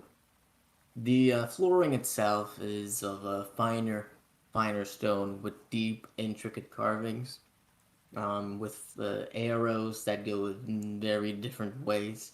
On the floor itself are written words in Dwarvish that you really understand to be directions. One of them reads as port, and it leads you forward to an over-elevated platform. It seems to be just at the top of a waterfall.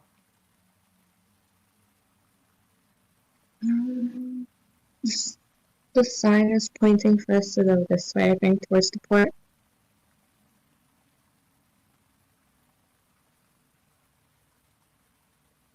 All right then. We do have the cart, right? Did it, No, you didn't get it. Okay, let's go get it. I was like, Alright.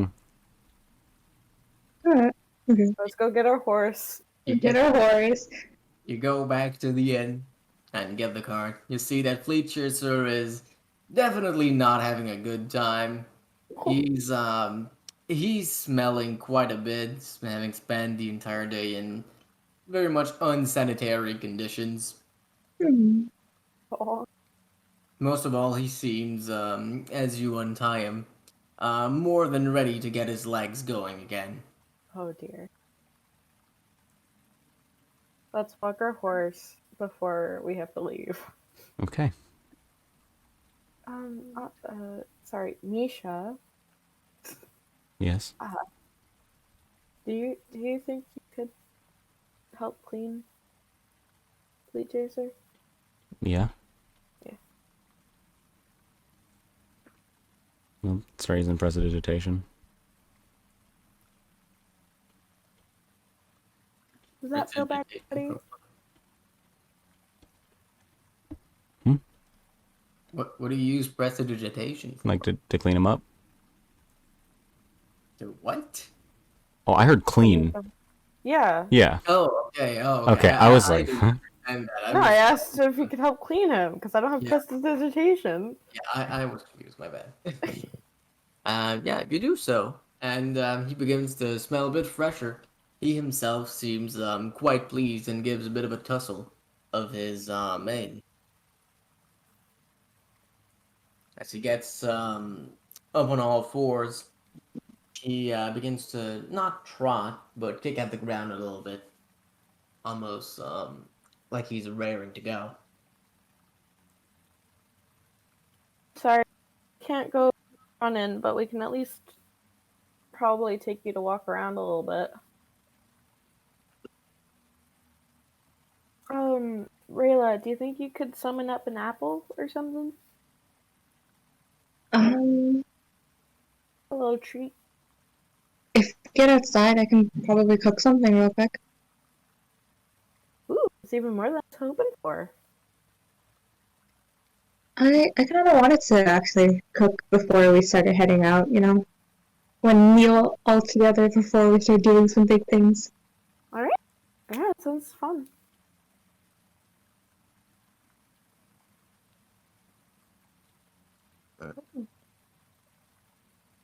So I assume you do so? Go outside the city, yeah. Or are we doing that here? I really don't want to miss this boat. Yeah. Just go outside the city? Yeah, let's just find like maybe a more open area in the port. I don't know. I think that's fine. That's what I was thinking. Yeah. Alright. So you make your way back to the port. It's a bit of a distance, so Fleet Chaser is definitely quite happy as you walk on the way there. Him pulling the cart along. As he sees the river, he goes towards it and takes a good few gulps of the water. Clearly, he was quite thirsty. Oh. Quite Hmm. thirsty. Well, PT's just saying that I'm gonna like pull out my cauldron and get that set up. Then who you making? Hmm. You two, do you guys have any requests? No. I never really eat anyway, so no. No flavors? You guys want to try anything?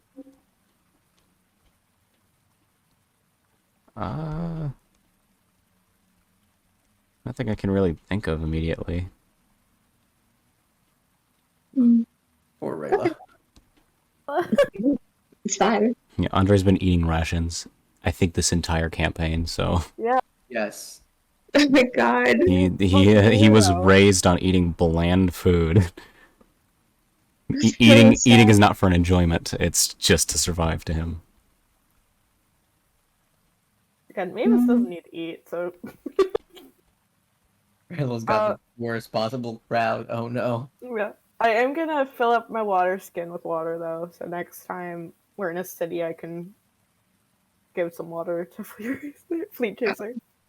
Alright, you do so. The water itself is very pure.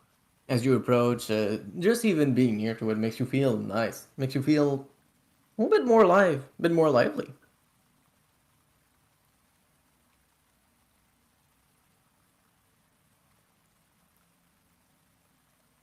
What kind of brew does Rayla make then? I think so. Just keep it simple and make it maybe like kind of like a chicken noodle soup, but without the actual noodles. So it's more like a chicken soup. Ooh, that sounds good. Oh, I think you just decided what I'm gonna eat. And which magical effect do you add to it? The rejuvenating rinse, so the +1 to passive perception and all that. Alrighty. Wait, is that the wait? 1 second. Sorry. The one What I wanted to do? Wow. was, and I don't think that was the last one you used either.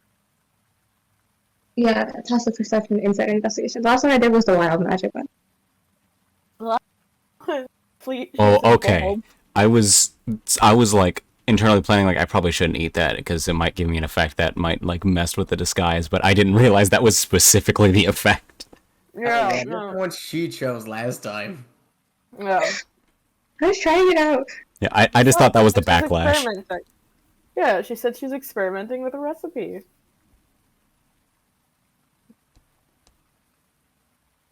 Yeah, this one should just give you some help if you need it. It's not gonna turn you into like anything bad.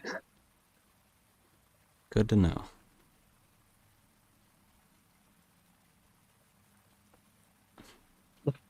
Do they take it? Yep. Okay, that's good. You gain +1 to each of your passive perception stats. So insight, investigation, and perception. Alrighty. How does it taste? They get it. Mm. I imagine it tastes very rich and very, I don't know, homey. You can kind of say that.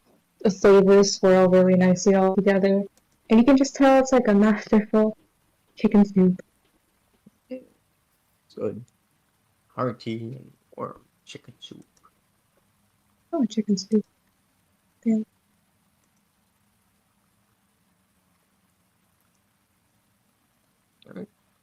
As you do that, you attract a bit of attention from people passing by. They seem to be mostly travelers, but people clearly with a destination in mind. They themselves are packing bags and are heading in the direction ahead of you. You draw a few eyes, but nobody really approaches you. You do see quite a few people licking their lips at the delicious scent that wafts it away from your cauldron.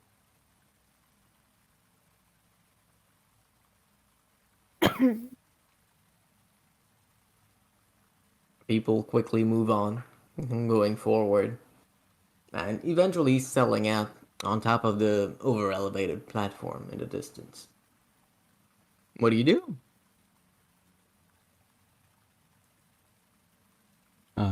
To be as effective as possible, I'm going to try to play the part of this as much as I can.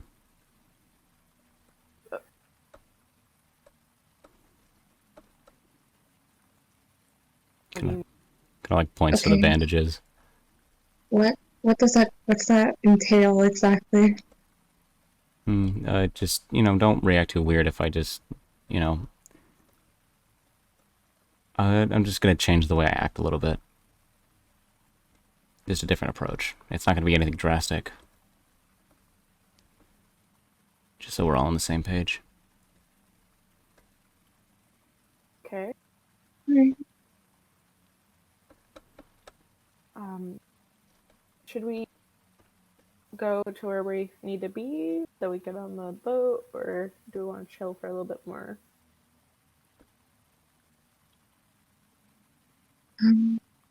We can give the chasers some of the soup and then maybe we can head out. Might as well get there early. Sounds good to Yeah. me. Good.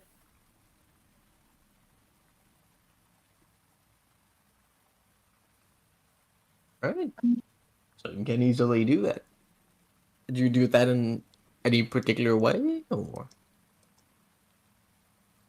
I think I would just try to like get closer to Fleet Chaser and just kind of try to gently steer him towards like the cauldron to just like get him to like smell it and come closer to it so he can drink it. How warm is your chicken soup? I can't imagine it's like crazy warm. Okay. He as he approaches, he does smell it, and he seems not sure for a moment. He eventually does start to eat it, and he seems to enjoy it quite a bit. As he does, and the further he eats, you can see his eyes expanding, his ears going to flutter a little bit as he grows more and more alert. He seems to really enjoy it, and after just a few minutes, he's completely cleaned out the cauldron. Well, I'm so glad you liked it, buddy. He nuzzles a little bit against your arm, just pushing you a little bit. once he's done, I'll like pack up the cauldron back into the cart. Alrighty, you do so. He himself doesn't resist and goes on his own, actually, in front of the cart to be settled and actually leave.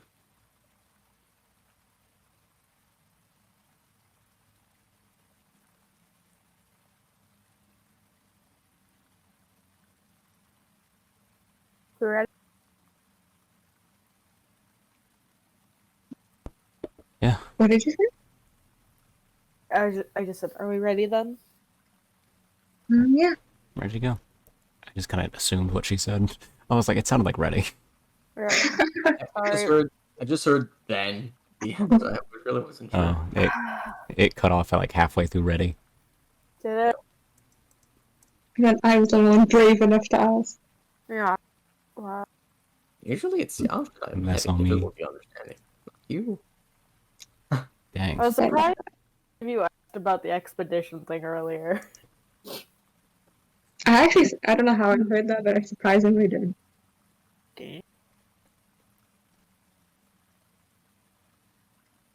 Alright, so you make your way towards the over-elevated platform, and you do see that there appears to be a rather large opening in this place, easily hundreds of feet to the side and upwards. You most likely could accommodate a great number of ships here. Now, it's hard to imagine to get that much traffic. People are setting up in small groups, not any single uniform mass. You see that there's one person that's followed by a rather large entourage that itself is pulling a great amount of baggages. It's boxes upon boxes upon boxes. Clearly, more the stuff that belongs to a merchant delegation than anything a particular might want to carry. The person does appear to be on their own, just commanding on people that are quite burly at that. After a little while, they've stacked all the material they need, and they begin to come down around a bit. And you hear the man say, he's about 4-year-old, and he's got a rather terse face, clad in very rich attires. You can hear from where you are, 1 hour. What do you do?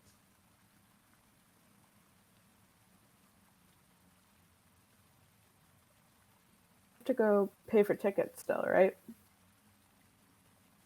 There doesn't appear to be any places where you can buy tickets here.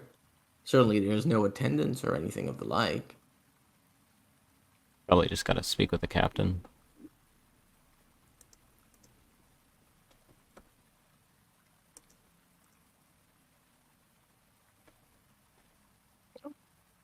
Currently there is no boat in the harbor, so no captain to speak of. You can hear in the faint distance the sound of sloshing against a rather tepid stream. Maybe that's the boat? Wait, so you said someone said 1 hour, right? Yep. I guess The rich-looking person.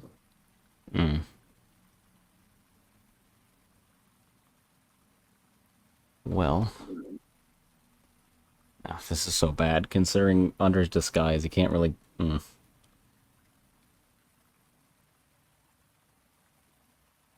Talking's gonna be a lot harder. Guess I'll just go up to, like, one of the people that are like lugging stuff around. Mm-hmm. I'll just go, pardon me? A very burly dwarf turns to you, his beard flowing as he does. Huh? Yeah, we're, looking for a boat that's, taking the, hold on, wait. Is it Betray or Betrayal? I need to look at the map. Yeah, the Betrayed River, heading west. I've heard of a boat that takes that path. Oh, yeah, you're for the same one as us. Just wait, in about an hour I'll be here. Okay. Thank you so much. Alright. Mind your business, bunk. And he goes to turn around once more, moving boxes. Sorry, sir. And I'll walk back.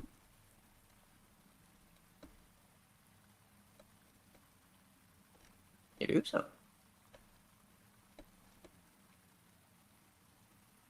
A bit of time passes, about half an hour. Anything you guys would like to do, or you just keep waiting? Yep, Zandra just relays what he heard and just sits there. Let's play I Spy.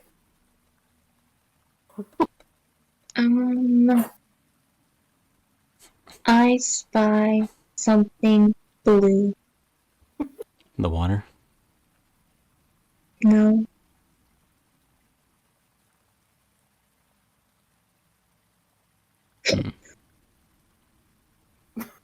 That's all I got. What? Something blue. Yeah, I can't think of like anything else that we have on us that's blue, so Well, I guess I said. I don't know. It's when you improv. Be like, oh, that man's. Okay. Rayla, Yes. what else here is blue besides the water? Is the sky not blue? There we is see no the sky. You're sky? underground. We're underground? You're I underground. understand this situation so badly. You've been underground for the past like 5 sessions. yeah. Oh, Like we got didn't- nobody. Well, I was okay. outside the city Well, for them. we're underground by definition, I think. Like we're still like above Yeah. like ground technically, but there is like stuff above us. It's like it's We built are in into a a mountain. mountain. Yeah. We are in a mountain. So I was like, okay, I know we were in the underground in the last 5 sessions. Excuse you. I don't understand what the pour was. Okay. But yeah, it's not the water. Come on, guys. Oh, how? Okay. Come on, come Oh, on. come on, the What's giant wrong with you? blue water that's right there. How could you?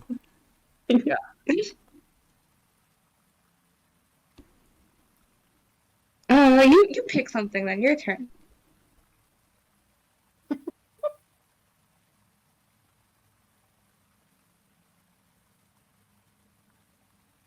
Well, Nisha. Hmm? Your turn. What do you spy? With your little eye. I spy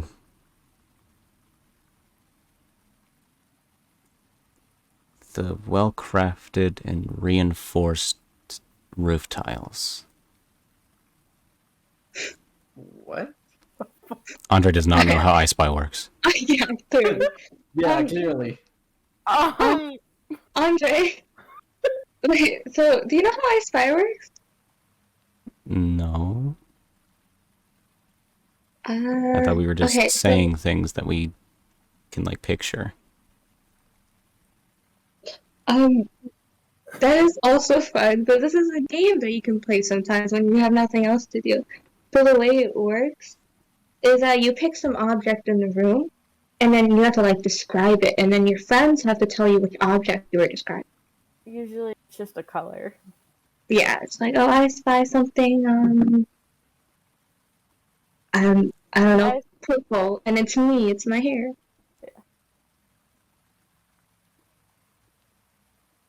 It's like that. But I understand. It can be like, not everyone knows the game, so. I want to make an insight check on that so badly to just. But he wouldn't do that at this point. So But yeah, what's stopping you, huh? it's just the way he acts now. It's just like, dang it. All right. That's cool. I spy something gray. The What? rock. Got out again for that. Am I kind? What's wrong here? It did not want you to say rock for some reason. Rocks. I've been hearing a Rock. word out of two you've been saying for this entire session. Ugh! It's like sometimes though. Yeah. God damn it. Okay. And Miss me, Mike. he'll just nod like, yep. It was actually rocks, right? Mm-hmm. Not like the sword or Rayla's breastplate or. It was the rocks. Oh, okay. Nice. I guess it's my turn. I spy something orange. As you say that, someone passes by you, and they look at you a bit surprised. Let's move on. What was that? do they not like I Spy? Is that a slur here? Is that? Yeah, just No, we are three weirdos sitting in a cart. Just I look completely normal. Excuse you. yeah, I don't think I look fine. Yeah. because it's true. Like, is like orange not a good word here, or? Mm-hmm. Anyway, it's that man's beard. Oh, Is the boat here yet? How long? Don't make us keep doing this. It's so I funny. will let you go for however long you want it to go, but No, we were doing this until the boat came. listen, if you want to play I Spy, you can play I Spy. I don't know. Why the fuck would I want to play I Spy? it's immersive. All games to choose. It's the one where we can't actually see anything. Like Andre has a literal deck of cards. Yeah, you could just do things. Do that any game. It's a silent game. After a few minutes of you I Spying, did you hear the sound of the sloshing against the water becoming more and more powerful? Until after just a few moments, an enormous vessel does come into view and enter the cavern. You can see that itself has quite a few lanterns hung on the side and allow you to actually see it clearly. And it is truly an awe-inspiring ship, easily hundreds of feet long. Behind it, there is an enormous, almost metallic-looking wheel that seems to power the ship itself. On the sides of the nice wooden frame of the boat, there's a nice engraving that's made of rich, it seems like sapphire, that reads as the following: Ra Cartoon's kindness. The boat itself arrives slowly at the platform, and as it stops completely, a huge bit of wood is let down upon the station, from which 20 people, 4 of them are Dragonborn. You've seen a few of them before. Each of them are dressed in butler's uniforms from head to toe of black and white, with only one streak of red that goes along the back. And 16 kobolds, each dressed in tinier versions of the same uniforms, step forth as well. Yeah. One of the Dragonborn speaks out quite loud. The voice reverberates through the cave enough for anyone else to understand. Stop here, for Ra Kaftun's kindness. All on board the vessel, please. And the people begin to amass in one single file line. And they start getting on. You can see small purses, small pouches of gold being given to the Dragonborn who spoke out. And after that, the people and their luggages escort them inside where various kobolds. And the rich-looking person who was there before as soon as people began to embark, made a bit of a scene. You could make out hurry and marriage from what he was saying, and he was given a place on board as he very much demanded it. His heavy boxes were moved in not by the kobolds or any of their apparatus, but by the dwarves themselves that were following him. What do you do? I guess maybe walk towards the kobolds and our dragonborn. All right. You join the line, and after just a few moments, you do arrive at him. Hello. How many of you would like to join on board with the glorious Fakathun's kindness? So there's 3 humans and 1 horse. Fantastic. Would you like our premium VIP suites or the same common quarters that most people use? We still have 2 spots left for the VIPs. Common place, please. Fantastic. That'll be 20 gold per person, please. The horse is free of charge. Oh, is there a place that he'll be kept, or will we? Yes, we do have place for pets in the hold of the ship. He'll be looked after and fed, so you don't need to worry about him at all during your travels. Fantastic. Are you guys good to pay 20 gold? Yep. Okay. Yes. Okay, good.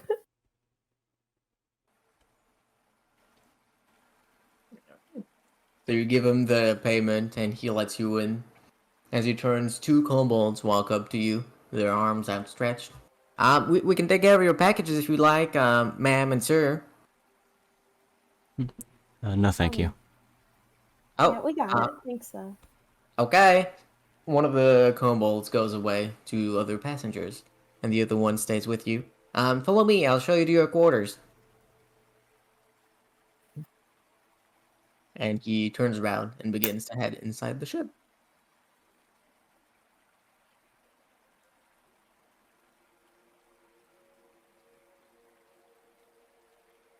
Do you follow? Or... Yep. Alright. You all follow as he leads you inside, and you see that the ship is in itself quite luxurious. The first section that you see is most likely the place where the VIPs are kept, with very soft, plushy carpet. The walls themselves are lined with absolutely awe-inspiring paintings. And just the doors themselves are made of clearly high-quality wood and lined with just a nice, elegant silver lining. The kobold escorts you as you go through the passage to the side of the ship, and you reach an area that has a hallway leading inside the ship itself that spreads into many, many others. Each of these is capped with quite a few doors on each of the sides. Just a quick count of them, easily there's a few dozens, maybe even 100 or so. There's a stairway at the end of it that leads upwards. The kobold leads you at a room that's actually close to one of those. And here's your room. It says 205. Here's the key. And he hands you the key.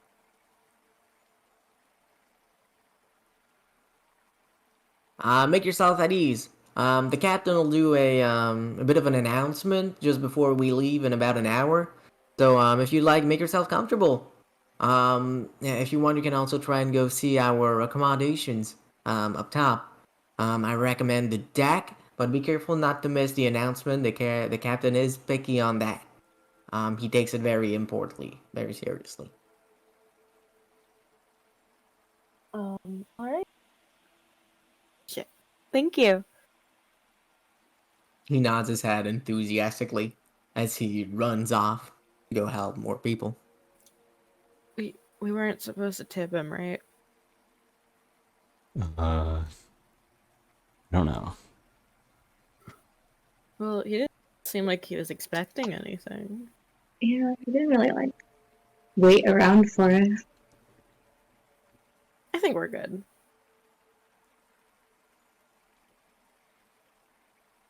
Right. What? So I assume The you room's enter. in- Oh, Oh sorry, go. yeah. I thought we were in the room already. It's my No, bad. you weren't. You enter the room and you see that it is a nice place with two wooden bunk beds on either side and a plush carpet on the floor. It's not exactly spacious, but there's enough space for 4 people quite easily. There's a ladder to the side of either bunk bed that lets you access the top. And at the end of the room, they have a nice window that lets you see into the exterior. Currently, it's not the best view, it's simply a rock wall illuminated by a powerful lantern. Beneath the window, there's a small study, a small desk, at which there's a set of paper and ink for writing.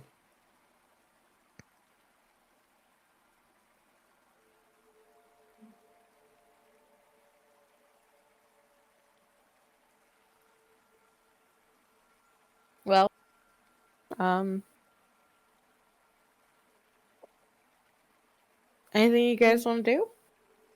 No, pretty good.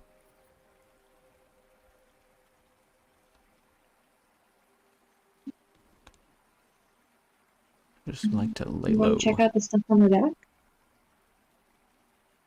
Um, Sorry, what'd you say? I was just wondering if you wanted to check out the stuff on the deck by any chance. Sure. Andre, you don't have to come if you don't want to. You can. I'll stick together. All right. Let's explore then. Alright. Oh fuck. Yeah. So leave and go and explore on the deck, you said? Yeah. Alright, you can do so. You can go upwards, and the first place you arrive at is what most likely is a dining area.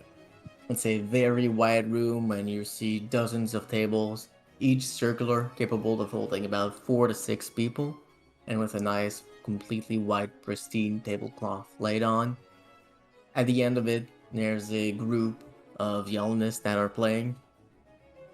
It's a nice tune that goes into extremely wide, almost tubes above them.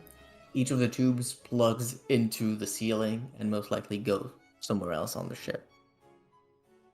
There's another set of stairs that leads upwards that you do notice in the back of it, on the side opposite to the violinists. There's a small area that's closeted off by curtains. Very luxurious curtains.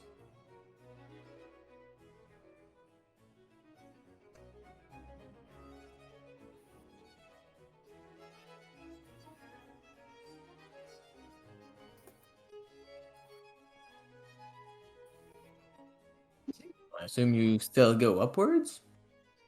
As you do, you climb the stairs further. There's not a lot of people yet. You've only seen a few of them strolling. Most people are probably still in their cabins. You yourself go up to the deck, and you see that this place is very much almost a relaxation area. As you see that at first, there's a small area, almost not closeted off, but partitioned off, where there's small tables where you can read numbers going from 1 to 21. And as well a few areas with round apparatus with red and black.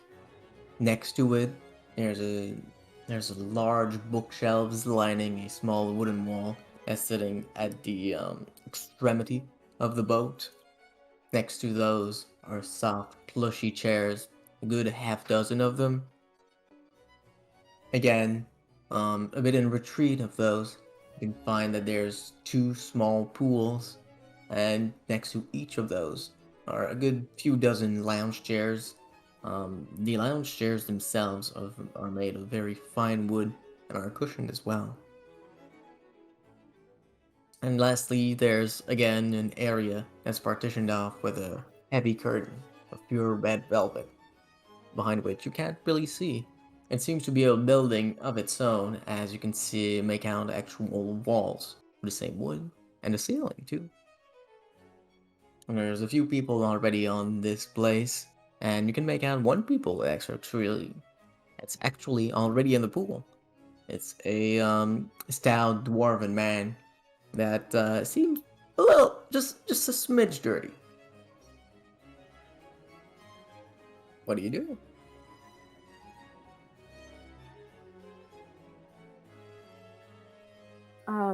This wasn't really what I was expecting. Yeah, it's a lot more elaborate than I thought it would be.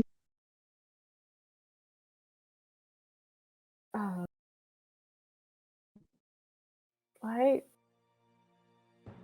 are there pools like in the boat though? Because like there's water outside the boat. Well, I guess it's so for the people on the boat to enjoy the water.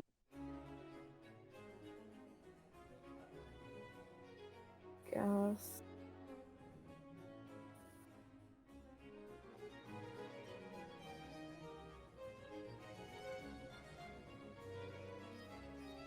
Well, I mean, Andre's just keeping mostly to himself.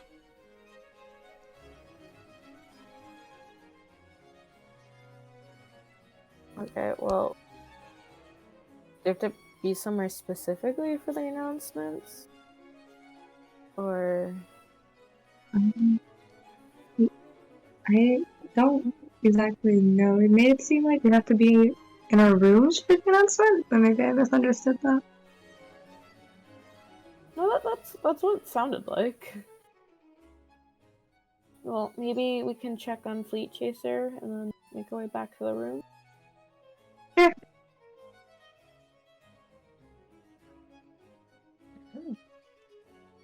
So you go down, trying to reach the hold so you can see Fleet Chaser? Is that right? Yep. Alright, you do so. Also, out of curiosity, did you keep the claw on you or in the cart? In the cart. Oh, Like, I'm not taking that thing's big. What are we gonna? Why are we taking it with us? Motherfucker. It's like inconvenient at this point.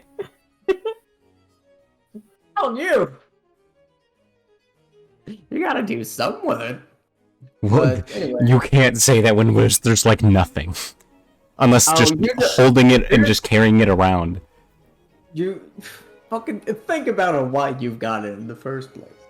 Okay, that doesn't change the fact that like the only thing we could do is carry it around, and then it's gonna. And since we're at a fancy place, everyone's gonna be like, "Oh, why do you have that?" And it's gonna be an awkward conversation every single time, and it's like, "Oh, it's just a little thing we picked up." It's like, ugh. We'll move it. Fine, we'll move it to our room when we see Fleet Chaser. How about that? Why not?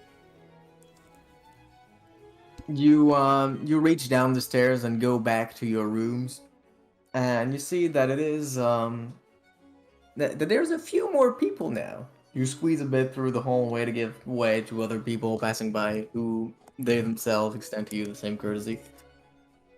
And eventually you do find a rather large set of stairs that goes downwards. At the end of the hallway where you find those, you notice that there's an extremely large set of double doors.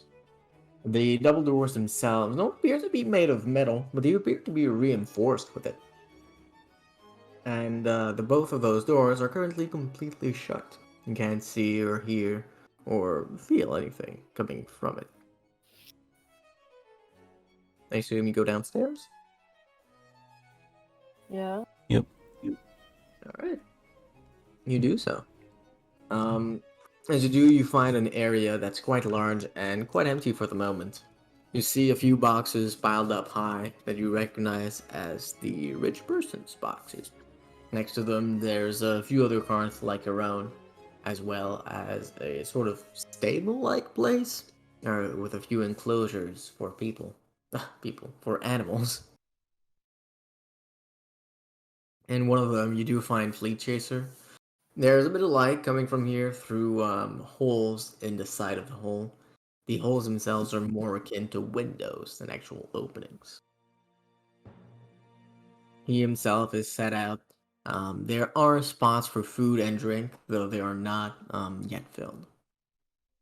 He seems a bit disconcerted, a bit lost, a bit nervous too. What do you do?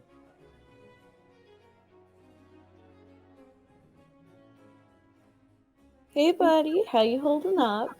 And I'm gonna walk towards our horse. He looks at you, a bit happy to find a familiar face, but clearly he's very stressed. I know. You're freaked out. It's just we gotta travel really far. Farther than your legs can take us. He looks at you, not speaking common. I'm sorry. This is how it's gonna be for a few days.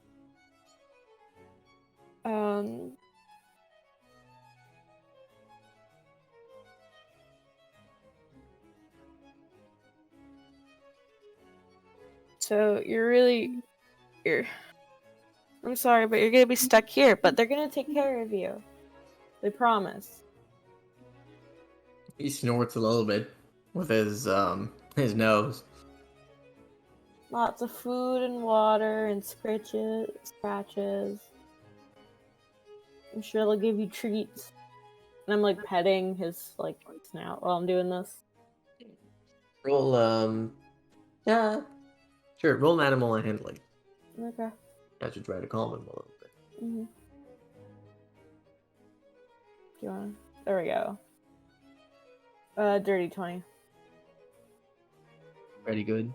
You pet him just right, in the same tempo, a bit slow enough that you don't stress him out further, but actively enough that he doesn't get like tired of it. And he does begin to relax a little bit, his eyes closing again a little bit as he slowly starts to lie down.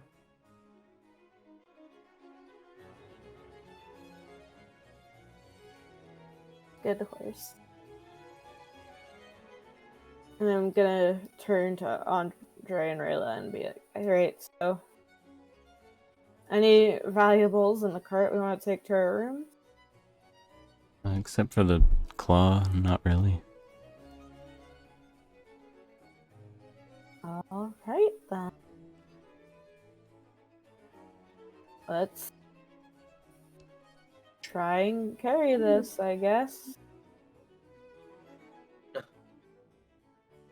It is rather large, but it's not exactly that heavy. You can manage to carry it rather easily. Yeah, so you hold on to that end, and I'll hold on to this end. Okay. When you say pivot, we'll pivot. God damn it. Alright, you do so. You make your way with it out of the hole, and you do manage to take it out without any too much trouble. It is a bit encumbrant, but you manage not to hit anything with it. And you start making your way to your room a bit slowly, as people are still passing by.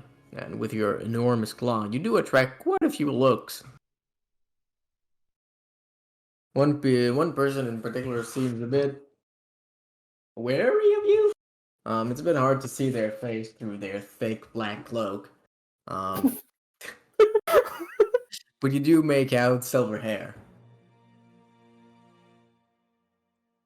Is it Lucius Malfoy?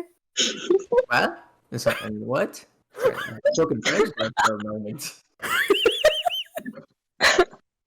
What'd you say? I said, oh shit, is that Lucius Malfoy? From Who? Harry Potter? From Harry Potter! Bro, I've not cared about Harry Potter in a long time. I have no idea what you're talking about. I got the reference, Darby. I got you.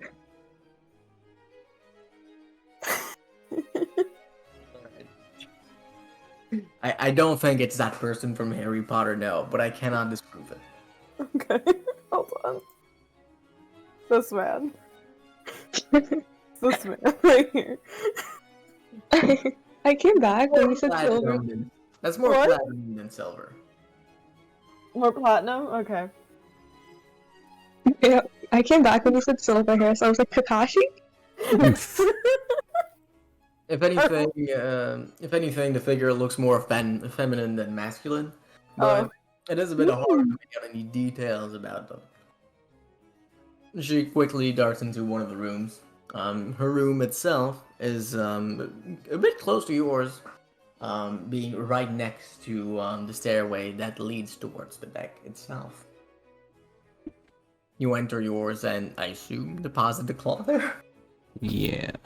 Yeah, we tuck it into bed. And none of us recognize this individual, right? None of you have seen the person's face. Hmm.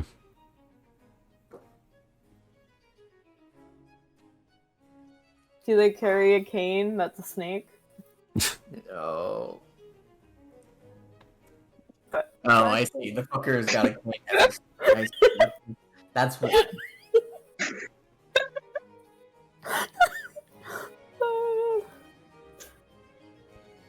What does the actor look like? The guy from Castle.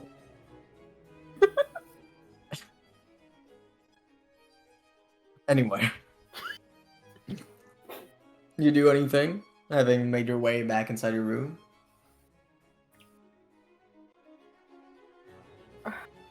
How many weird artifacts do we have? You got a couple, don't you? Because we got this, we got the shard, we got the, like, battery ball. Oh, yeah, that. God, I try to forget that we have that. Remember the whole we almost got arrested because of it? Yeah. It's only like 3 things.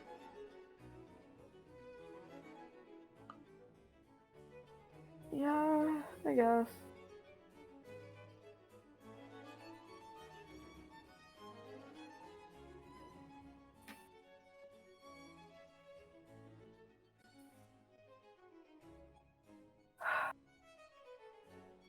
There we go.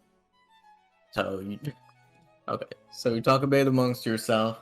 A bit of time passes, and after a while, you hear a loud and quite polite voice echoing through the halls.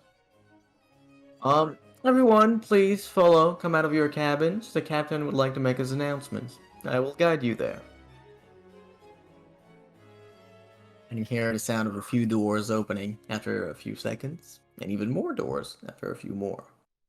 Do we have the ability to lock our door? We were given a key, right? Like, we have a key, but do we have, like, more means? Do any of us have... I don't.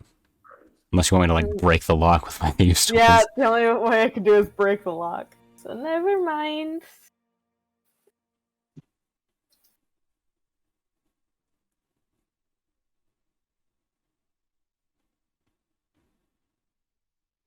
Let's go then.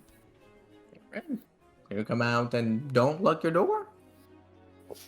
You lock it? Okay. You do so. At this point, there's a few people too many in the hallway for you to actually see the Dragonborn who spoke.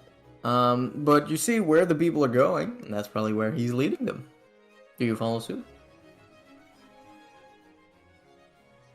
Yeah. Let's see. And make your way through the people. Yet you're wearing actually quite commendable clothing. And eventually you arrive at the set of 2 heavy double doors that you saw before. The people are amassing, and the doors themselves open slowly as the Dragonborn activates some sort of mechanism to the side. The people make their way in, and you can't make out so much inside the room, except for what appears to be half of the enormous wheel that was at the back of the boat.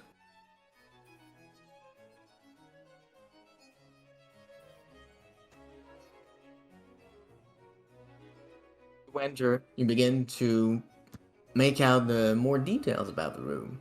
The floorings here appear to be reinforced with metal from the cold stone.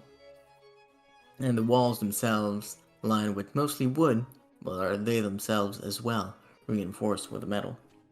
In the back, there's the enormous wheel, and in front of it, staring at the people entering, you can see a sight that you, Mavis, have seen before, but that neither Rayla nor Andre has. With enormous limbs, each the size of houses, and claws that could pierce you from head to toe, there lies a dragon with eyes shining like pure intelligence, and scales that could deflect any arrow or any spell. That's where we'll end the session. Okay. Dragon Captain. Dragon.